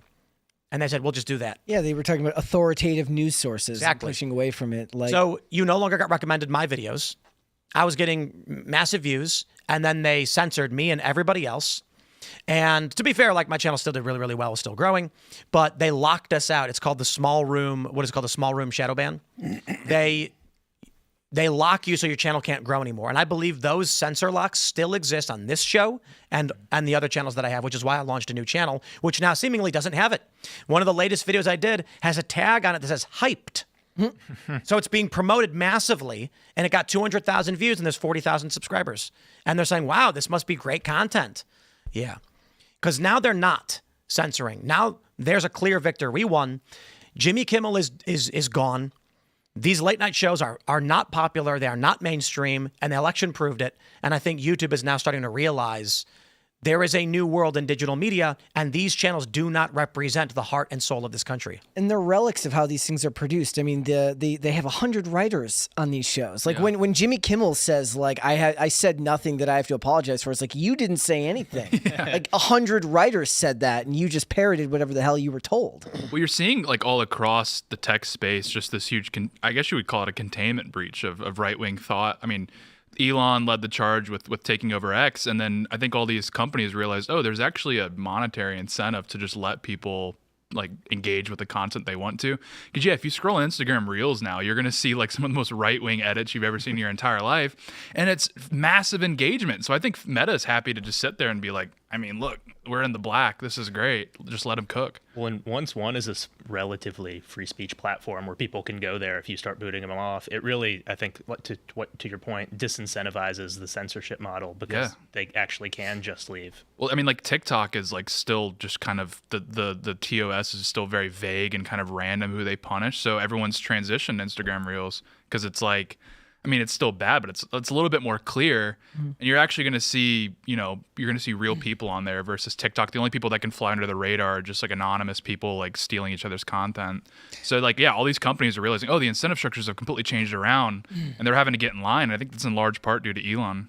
I mean, Meta will still hit the people on Instagram where it's like, if you're controversial enough, it'll be like, are you sure you want to follow this person? Yeah. Like it like double checks with you to make sure that that's actually like, are you like, you could get radicalized if you watch their content. Yeah, they'll do it's like, yeah, if you try to follow like Fox News anchor, but then there'll be like a guy literally posting like the most insane edits you've ever seen in your entire life, and it's like, yeah, follow, here's recommended. You want to see some more? So it's like, yeah, they're just I don't think they really even know what they're doing anymore. They're just letting everyone cook. Let's jump to let's jump to this story from Rolling Stone from 2023. Why cancel culture is good for democracy. Oh. I'm kidding.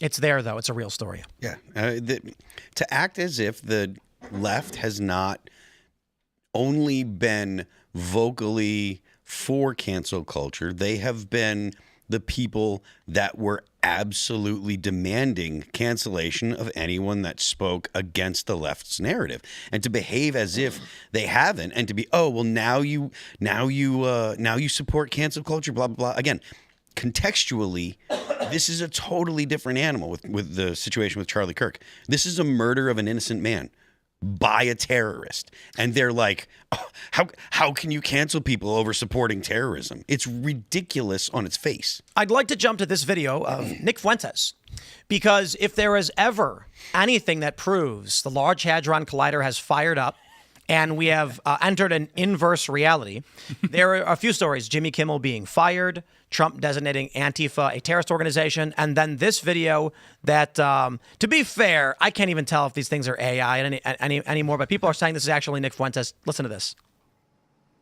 Time to wake up, guys. Some of this, I'll be the first one to say, the conspiratard schizo thing, it's getting a little out of control. And that's coming from me.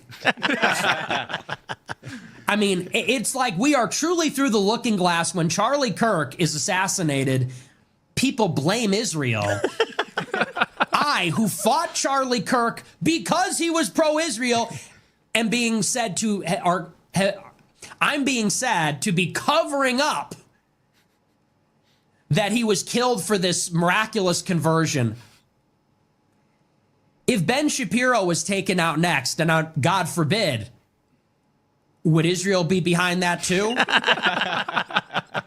I mean, that would be equally ridiculous. If it was Ben Shapiro on Wednesday, people would be saying, Israel did it. Shapiro was about to become a national socialist. Like, what?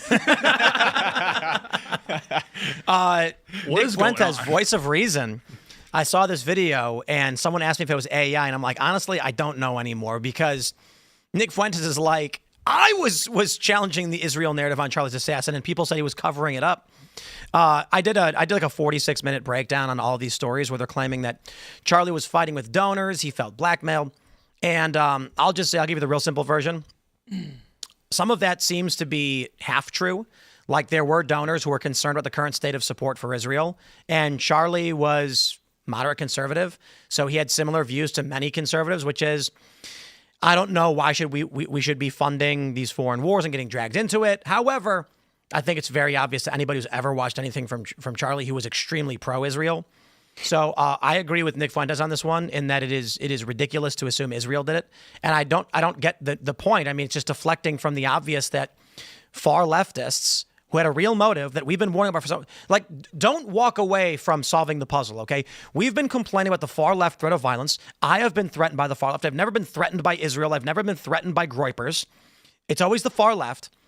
And so when a guy kills Charlie and the evidence suggests he's a leftist, there are people coming out blaming Israel, and I'm just like, by all means, rag on Israel all day, every day. I don't care. I care about it as much as I care about Burma. But it is weird that they blame it for everything, to the point where even Nick Fuentes, of all people, are saying, guys, chill out. But, I agree. I agree, Nick. In the diffusion of political force that the whole conspiracy thing he's talking about represents is a major problem, because this is our opportunity to take on the radical, violent left that you're speaking about. And to do that, we have to develop a Schwerpunkt, a point of force, and overwhelming force to do so. Not violent force, just political force and political will to do it. And if everyone's off with their own personal pet theory about what went on, despite the evidence that this was clearly an Antifa-related operation, that's a major mistake that will limit our ability to do anything productive, much less what directly needs to be done, and will be very difficult to accomplish even if we keep our focus intact. Yeah, I mean, like, you have people that have been on the same tangent. Like, they were saying the same stuff 8 days ago, and then they just reapply it to this horrible, tragic situation. And all they're doing in the process is just letting the left off the hook. That's all that's happening here. It's like he said, what are we even talking about here? Like, why like you're saying, we now have a moment, we now have the potential to really crack down on these people that have been tormenting us for all these years, and then these people are just going off on bunny trails that aren't going to go anywhere, and then there's overwhelming evidence this guy was, left wing, Antifa aligned. And yeah, they're just completely letting him off the hook with this nonsense. I'm just like, guys, what are we doing here? You almost get suspicious. Like, are you running cover for the left at this point? You have to start asking yourself that question. Yeah, I mean, I do wonder how many people are actually running cover for the left, because it does seem like there's that motivation. I mean, this is probably about as conspiratorial as I get, but the idea that this is an op, it doesn't sit with me. But there are people where it's just like, man, are you actually trying to help the left? I'm like, have you ever met a leftist? I legitimately, I'm asking people, like, if you have an axe to grind with Israel, that's one thing, but it's like, maybe you just never met a leftist to like realize that no, they actually hate you. They actually want to kill you. This is not beyond the pale for them. This is how they operate. Maybe they just haven't met a leftist, because this is as soon as this happened, I was like, yeah, okay, it's kind of obvious what's happened here. Yeah, and so, it's crazy. I mean, there are any Jewish people. Yeah. I wonder if they've met a Jew in their whole life. Yeah. There's a lot of people that are, you see it on the timeline, the whole, like, the people that are so conspiracy brain that they're just like, well, was there another shooter, or was this actually shot from behind, or whatever. There are a couple people that do it. And just pointing out, look, nowadays there are people that are so sure, or so determined to not get fooled by the government, because the government does lie. Right, I'm not saying that the government doesn't lie. They definitely send misinformation out, do whatever they can to promote the narrative that they want. They do lie, but there are so many people that are determined to not be, conned by the government again, that they will believe anything just so long as the government didn't say it. And you can see that by the people that say, I used to believe in UFOs, and then the government said they have UFOs. Now I don't believe in UFOs anymore.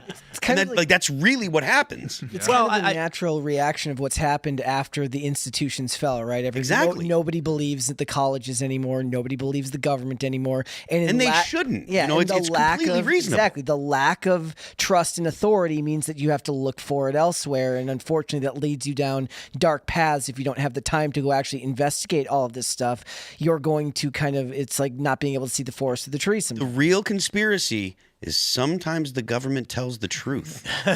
Sometimes and that's dangerous. Sometimes things are just what they seem, and it's just, in today's day and age, nobody wants to be a fool. Yeah, that's the point. There were so many people that got conned by COVID, and so many people bought into it. And then you hear the way that people are talked about if they did get conned, or if they did believe it, they're like, "Oh, I don't want that to happen." So they'll believe anything and everything, just so long as it's the not the narrative that the government's trying to put forward. And there's one more thing that I'll say about this. The worst people in the world are the people that will not only will believe anything at all, but then sit there and act arrogantly towards others about it. If you're just like, I don't know, man, I don't know, I don't believe anything because blah, blah, blah, that's one thing. But when you're just like, oh, you're so stupid because you believe you believe the earth is round? What a moron you are. It's like Shane Cashman is the perfect example. He's skeptical about everything, but he's never condescending. He's never rude. He never treats people badly about different beliefs.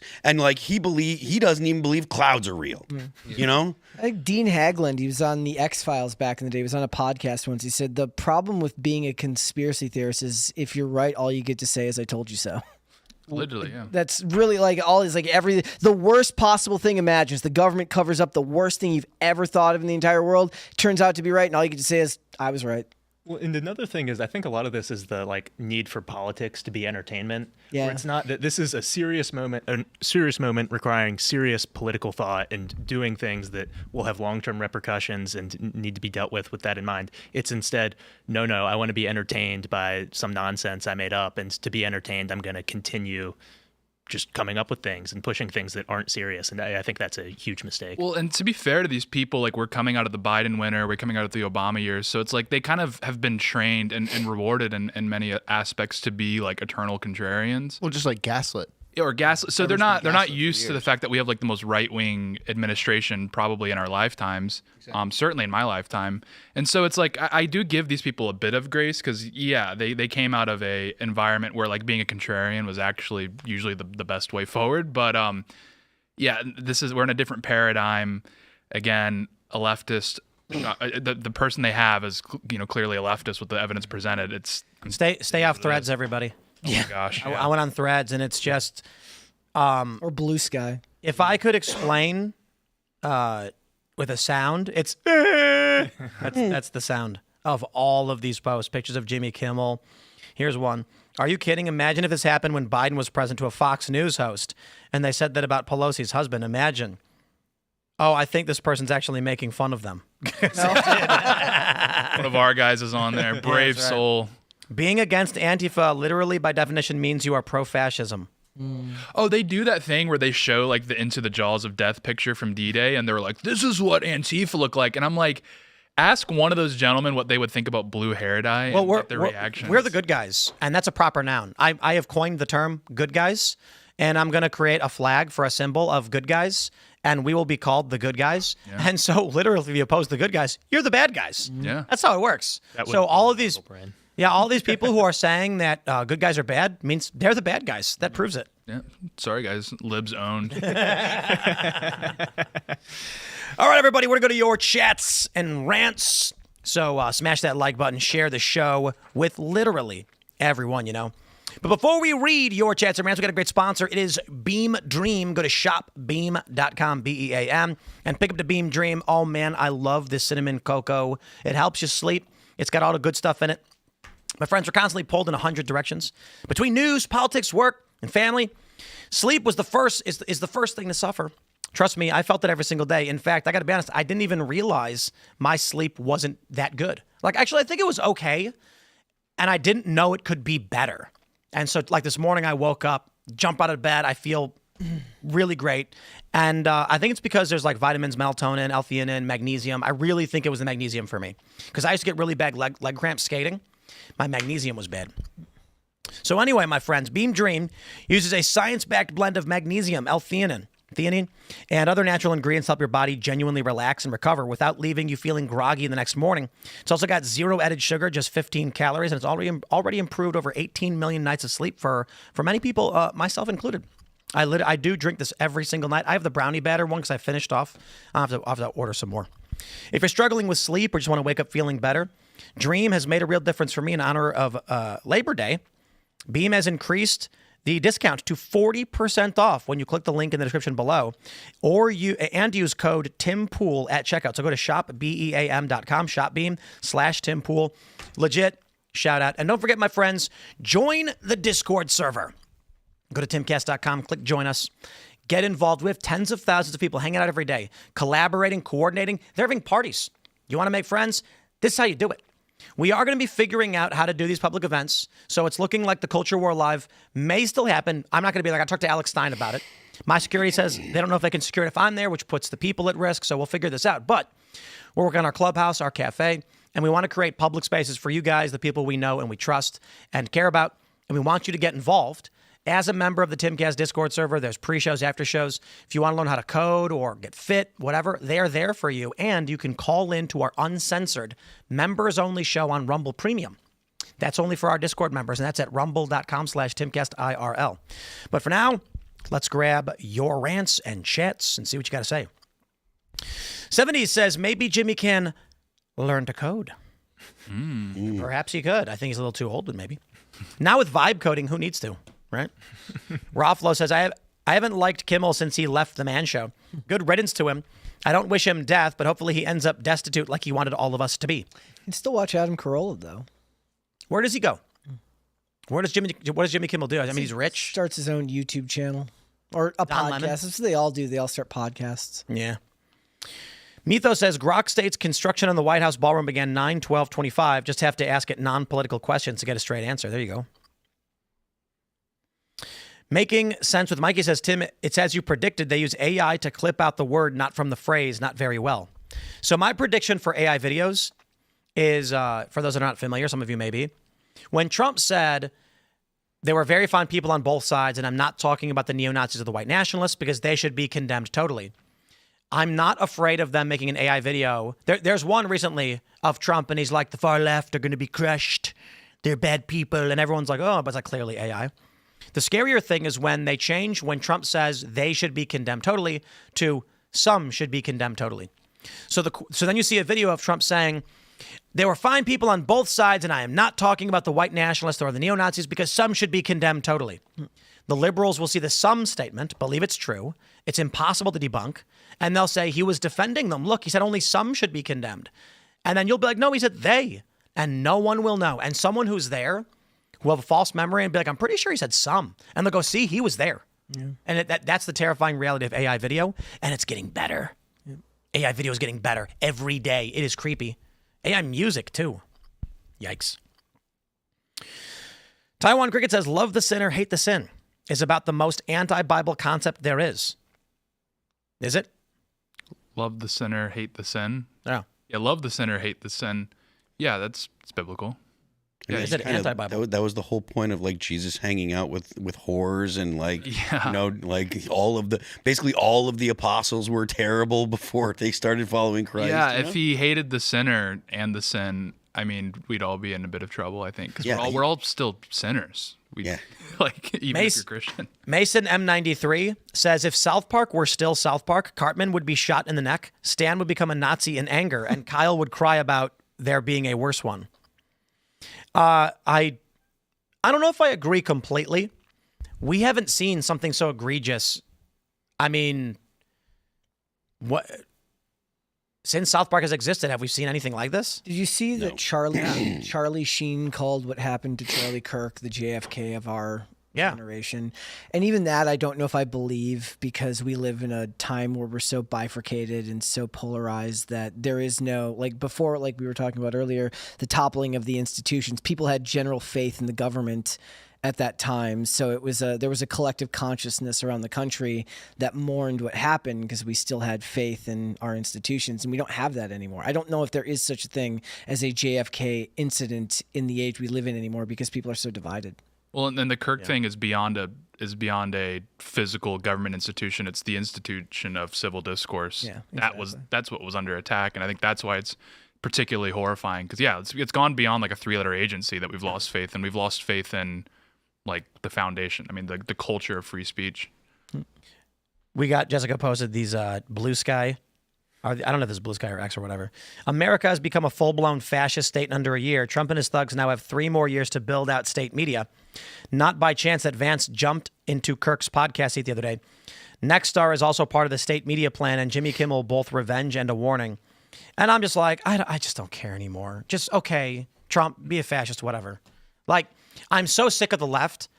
You're sitting in a room and you fart and they start screaming and bashing their face on the table, screaming at you offended them. And I'm like, Mike, just shut up. Look at it like this. If your option is be targeted by the left or empower the government to arrest those people, I'm going to choose empower the government to arrest those people every single time. This isn't like, oh, it's not a big deal. Like, Charlie Kirk had done nothing wrong, and they murdered him because some crazy dude that I almost said something bad, that was in love with a trans person, like, decided that he needed to kill Charlie Kirk because Charlie Kirk would have said something as horrible as, "You're a man." Well, and also what Vance doing a live stream is, I mean, what is the fireside chats, like propaganda, like fascist propaganda? Now, like, what are we doing here? If the Trump of the left's fever dreams existed, there would be no more left. Yeah, so. Real. Look, at the end of, like I said, at the end of the day, they're targeting conservative pundits. They're literally murdering people. If my choice is get murdered or empower the government to arrest the people that are doing the murdering, it's not hard. And every single person in the world would make the same kind of, result with the equation. And all of these people, I guarantee you, they all cheered on Alex Jones losing a $1.5 billion lawsuit. Yeah. I got to tell you, Phil, I actually disagree. If you go to there's a large portion of people on the right where if you said far leftists are arming up and heading towards your house to kill you, you can choose the government to protect you or on your own. They'd walk into their room, grab a bunch of guns, throw a rifle to their buddy, and be like, let's ride. I don't want to talk about that stuff. Listen, TOS violations are a real thing, and I ain't that guy. Aiding All right, Phil into let's- Fed posting. I got to read this. Justin G says, "Hi Tim, the Cato Institute posted an analysis claiming violence on the right is more prevalent. Can you explain how institutes use overbroad classification tactics? Your streams have helped me recognize this deception." All you got to do to understand this is look up the definition of a mass shooting, and you'll find 15 different definitions. Then, based on the definition you agree with, you can get the answer you want. So in most of these assessments, they exclude black people. And so like in Chicago, Baltimore, in St. Louis, in D.C., they won't include those mass shootings. And they'll go, oh, well, no one really means that. And I'm kind of like, dude, I don't care what the race of the guy is. If he takes a Glock or whatever, if he gets a switch and he pulls up to a family barbecue and sprays down 13 people, that's a mass shooting. But they go, and so they do. There's a variety of tactics you can use. Subjective definitions. A mass shooting is only when a political motive is stated. And then what happens is if the government doesn't release the motive, they won't include it. So you end up with them saying white supremacy is right wing, despite the fact the most prominent and popular political activists on the conservative side argued for a race neutral country. That's not white supremacy. That's just literally not. So how is it right wing? They just say it.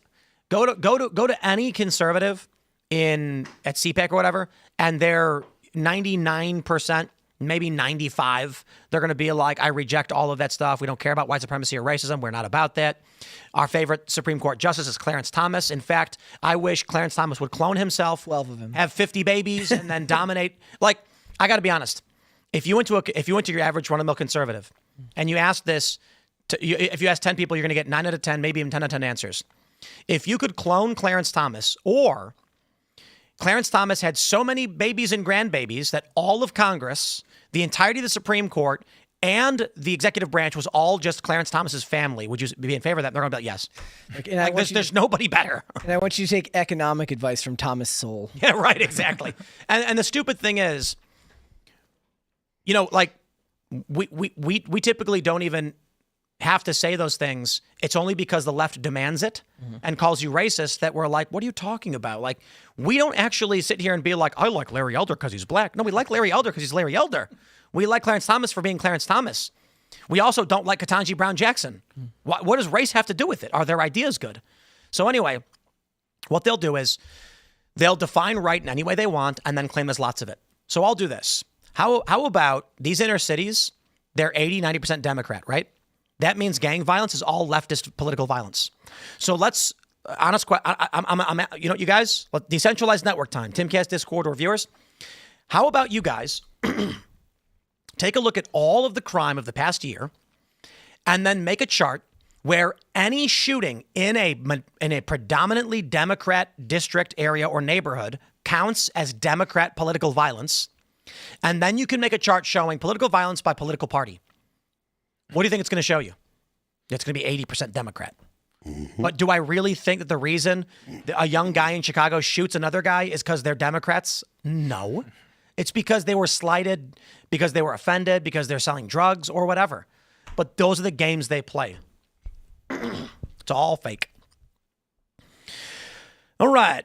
Balls Are Deep says, if any of you have ever read Camp of the Saints, I suggest you do. Scary. What is that? Connor Tomlinson just put a video up breaking down the book, because it's this book that was like completely like banned from you couldn't get it anywhere. And then now there's a few publishers that have gotten copies and that are selling copies online. What's it about? You could probably give a great breakdown. Yeah, it's a warning tale about mass migration. At the time, it was set in France of the near future, and there's a horde of, I think they're from the Indians. From India. Yeah, they're from India, descending upon the West to pillage it, essentially, and take advantage of social services while committing crimes. And they get there, and there's no one in the governmental apparatus that's willing to fight back against them, except for a few Christians and one old aristocrat. And so they do this last stand where they try and fight this just overwhelming horde of humanity that's crashing across the border. And, well, it's a dire book. So yeah, and the funny part is the just horde, based on Rome. Yeah. Well, and the horde is 1 million people. It says in the book, it's just 1 million people, and then do that's you like, guys Britain know said the 4 story million. of World of Warcraft? No. I recommend Dota player. I recommend you look up the story of World of Warcraft. What's the lore? So there's a I'll give you the really overtly simple version, but there's a planet. It's called Azeroth, and there are humans and there are elves, and one day a horde bursts through of angry orcs and starts cutting down trees, trampling, taking over, settling. And I think the very original story of Warcraft was that the orcs came through a great portal, the Dark Portal, and then started taking over Azeroth, and the humans had to repel them and fight back.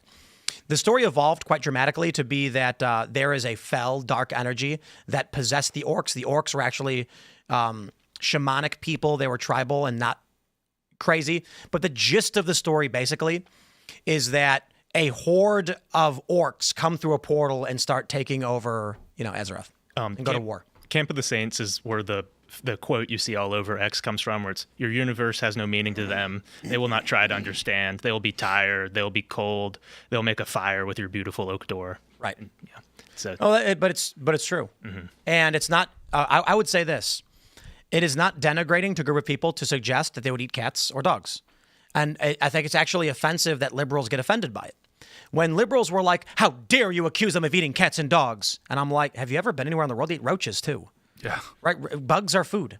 And Americans get all woo about it. And I'm like, well, they don't taste that good. But if they come from the ocean, bugs are delicious. If they're on land, bugs are no good. And then they get offended that we would suggest they'd eat cats. I'm like, bro, animals are animals. Like people all over the world eat whatever they can get their hands on. They eat dogs in Southeast Asia, and they don't care. They're not like if you went to like a Vietnamese guy and be like, hey, you eat dog, he'd be like, yes. Yeah. Okay. And you eat chickens. And if you go to India, they'll be like, ha, you eat cows. And we'll be like, we do, and we love them. They'll be like, oh, that's ridiculous. Talking about eating dogs makes me want to do TOS violations as well. Well, and we're drinking slop water over here. So are we much better? Are we much better off? Slop butter. Yeah. Yeah. Oh, they're man, probably in Haiti. Like they eat like, can you believe it's not butter? They eat that. Oh, bro. In Haiti, they're like, they don't eat humans? They're like, barbecue's like, dude, that's Liberia. That's Liberia. It is. Okay. In Haiti, they're like, look what they eat. I can't believe it's not butter. And they're like, what is it? Like, we don't know. It's like plastic. And they put it on bread. And they're like, ugh. And they're eating that butter. on my mud cookies. Yeah. I was going to say mud cookies. They eat those in Haiti, which is incredible. What do they do? It's like a little bit of salt and sugar. Yeah, and butter. And they boil the mud so that way, like, there's not stuff that'll kill you in it anymore. Pairs excellently with Siamese cat. Yeah, they're mud cookies. Gross. It's like a little butter, sugar, and salt in mud. So there is some calories to it, and it will make the hunger pang stop. Yeah. But you're eating dirt. Hey, I read that soil does have nutritional value, though. It's just like humans can't really survive off of it. Beto O'Rourke loves soil. He ate a lot of it. I bought this book that's like How to Restart Civilization, and it talks about how to eat leaves. And it's really cool. It's really cool. I thought you just unplugged it and plugged it back in. The book? No, how to restart civilization. Yeah, it's really cool. It's got like all the basics of, I got an ad for it on Instagram because they were like, Tim, we know who you are. And, they do. And so I bought it. And like the way you eat leaves is you're supposed to like take a leaf, rip it, rub it on your skin, wait 10 to 15 minutes. Then you rub it on the side of your lip, wait 10 to 15 minutes. Then you bite it, chew on it, spit it out, wait 10 to 15 minutes. Then you eat half a leaf, wait a couple hours. If none of that causes any problems, you eat a little bit, wait a couple hours, and then it's probably safe to eat. Ton of cool stuff in there. But you're probably not going to get enough nutrition from eating leaves, to be completely honest. You need a second stomach for that. Yeah, might as well just wait for the deer to come by. Got to eat them all. All right, let's see what we get. Samuel Rye says, never forget this feeling. Yep. Mm-hmm. Soul123 says, this is brutal, but needs to be shared all over the internet. The left is psychotic and evil. We cannot coexist with them anymore. They are evil. Yeah, that video from...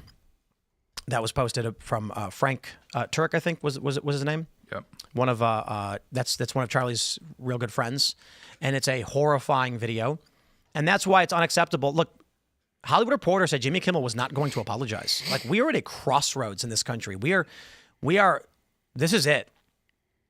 A friend of mine, this is wild to say, someone I've known for decades, posted a video of a woman pointing to an article about, Donald Trump. I forgot exactly what it was about. It was some kind of action that he was taking, targeting, Antifa or something. And then the next video from the woman, because it was a story, was her explaining the Reichstag fire. as if to imply that Donald Trump killed Charlie Kirk intentionally to justify the expansion of his control in the state. And so I'm sitting here being like, this is a person I've known for decades who's a good friend of mine, suggesting that my friend was killed by his friends to justify an expansion of a fascist state, which is just absolutely insane. Well, also the communists actually did set the Reichstag on fire, which, you know, they still did it. Should we let them burn down Congress just because it would be mean to stop them? Yeah. Also, just remember the person who's pointing to that, like everybody that they know is going to be like, and you're a conspiracy theorist. Yeah. All right. The real, actually, I want to say something real quick. You know, as Phil makes comments about TOS violations, good luck, YouTube. Your TOS, YouTube, Instagram, Facebook, whatever, will not exist in a civil war state. Impossible. You look at the troubles in Northern Ireland. There is no way to operate a social media platform that coexists with these two groups because they are both justifying and celebrating the death of each other. So what do? You open up Twitter and it's everyone with big fake smiles. Just going like this. Everything's fine. And then you look out the window and a bomb goes off. Your social media platform will not work when you have two distinct moral worldviews. Because I can put it like this. You can go on social media and express a universal evil is evil because everyone agrees. Where there is a bifurcation is when you get into trouble. The TOS violations largely center around the political views of the people in control of the platform. This is what Jack Dorsey argued. The reason why they banned misgendering was because certainly literally everybody agrees it's wrong. And then I was like, no, they don't. Conservatives have an inverted worldview. They think misgendering is if you call a man a woman, not their preferred pronoun. And Dorsey was flabbergasted. These people genuinely thought the rules they set were the majority of the country. And the people who are complaining were the fringe weirdos. When you have an active Civil War type scenario, what do? How are you going to enforce the terms of service? I imagine you kind of don't, I guess. I mean, well, unless you, I assume because of the way that civil wars generally behave is the companies will align with whoever the government is saying is right. Indeed. In which case, perhaps they just start banning all the leftists because Trump is in power. Maybe. Kimmel got fired. But I'll put it like this. Did anybody get banned from social media for celebrating the death of Soleimani? No. That's right, because they're enemy combatants at war. Even though Donald Trump launched a drone strike on a guy, I think it was a drone strike, right? He was in Iraq, I believe. Mm-hmm. And then people all across social media celebrated it. Twitter didn't ban anybody. Facebook didn't ban anybody. They said whatever. So what happens when you're in active civil war and you have the same scenario? I suppose you're right. If Trump is in power and he has the color of law underneath his belt, then they'll just start banning the left. And that is a massive weapon for the administration. Yeah. I don't see how the left can win without communications. Well, I mean, I don't know. Well, considering the makeup of the left in the United States, I agree. They're not particularly capable. When you see the threads of what they're going to do after the collapse or whatever, it's all like, give each other massages and I'm going to own a farm and whatever kind of, I'm going to write catboy poetry or whatever, So I don't imagine that these people are particularly prepared for any kind of kinetic conflict in reality, You even saw it Chaz in Seattle where they tried to start a garden, but they just put soil on top of cardboard. Yeah. So they're cooked. Man, have you ever seen the when they gave the spider various drugs to see what it would do? They took a spider or multiple spiders and they gave them different drugs and they're like, here's a normal spider web and it's beautiful. Then they were like, here's when we give it meth and it's all just big thick straight lines. They're like, here's caffeine and it's just 2 lines across. And they were like, the drugs had profound effects on the spider. That's how I feel when I see the Chaz Chop farm. Yeah. It was like, take a human, give him a bunch of drugs and weird mental disorders, and that's how they try to farm. The aliens watching were like, that's sad. Yeah. It's like behavioral sync. I feel that way about a lot of all the discourse that we see with everything going on in the world. How much is it actually affected by people are just on a cocktail of uppers, downers, antidepressants, as somebody who has been through all of that, like a lot of people these days, they're just not living life with a clear head, and it makes the world a much, much different place. Josh Hat says, Tim, we all need to take a step back and chill. Maybe you don't realize it, but we just won, and the public wants unity. And the public will get unity when the terrorists who are engaging in acts of violence are stopped. The public wants unity, agreed. A man was just murdered. How do we get it? When far-left rioters who burned down cities for the better part of 15 years are brought to justice, and people feel like we have some semblance of peace. But if Trump just says, you're right, you want unity, I'm backing off, the left will come back with a vengeance, and they'll kill more people. They're already threatening to kill many, many more people, including myself. The only way to get that unity that the public wants, and I agree, I want it too, like I always say, nobody should want war. War is a nightmare. What I want is to kick back on my couch, put my feet up, order some hot wings, put on a poker match or something from WPT, or maybe we'll play some video games and I'll enjoy some nice wings with my buddies and we'll talk, about games or whatever. The simplest of surface level luxuries. Maybe you like football and you want to talk about the crazy parlays you've got planned out and you're on FanDuel, whatever. Awesome. Let's go, baby. How do we get there? Well, the people who are stabbing, bombing, shooting need to be arrested and taken off the streets so the violence stops. That means Trump's got to enforce the law against them, and then we might get some peace. And I'm going to say it. The left is trying to create this world where they're like, if the National Guard are deployed, it's a nightmare.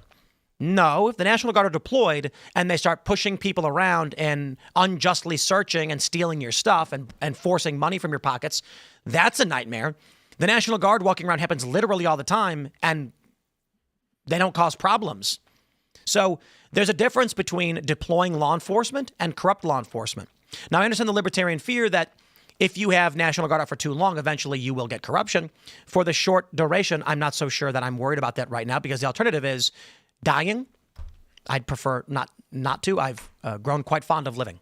So, well, and also the framing on that is, I think, incorrect. We didn't win. We were given a martyr, sadly, whose death might enable us to win by, as you said, cracking down on the people who want to kill us. You can't unify with someone who's pointing a gun at your head.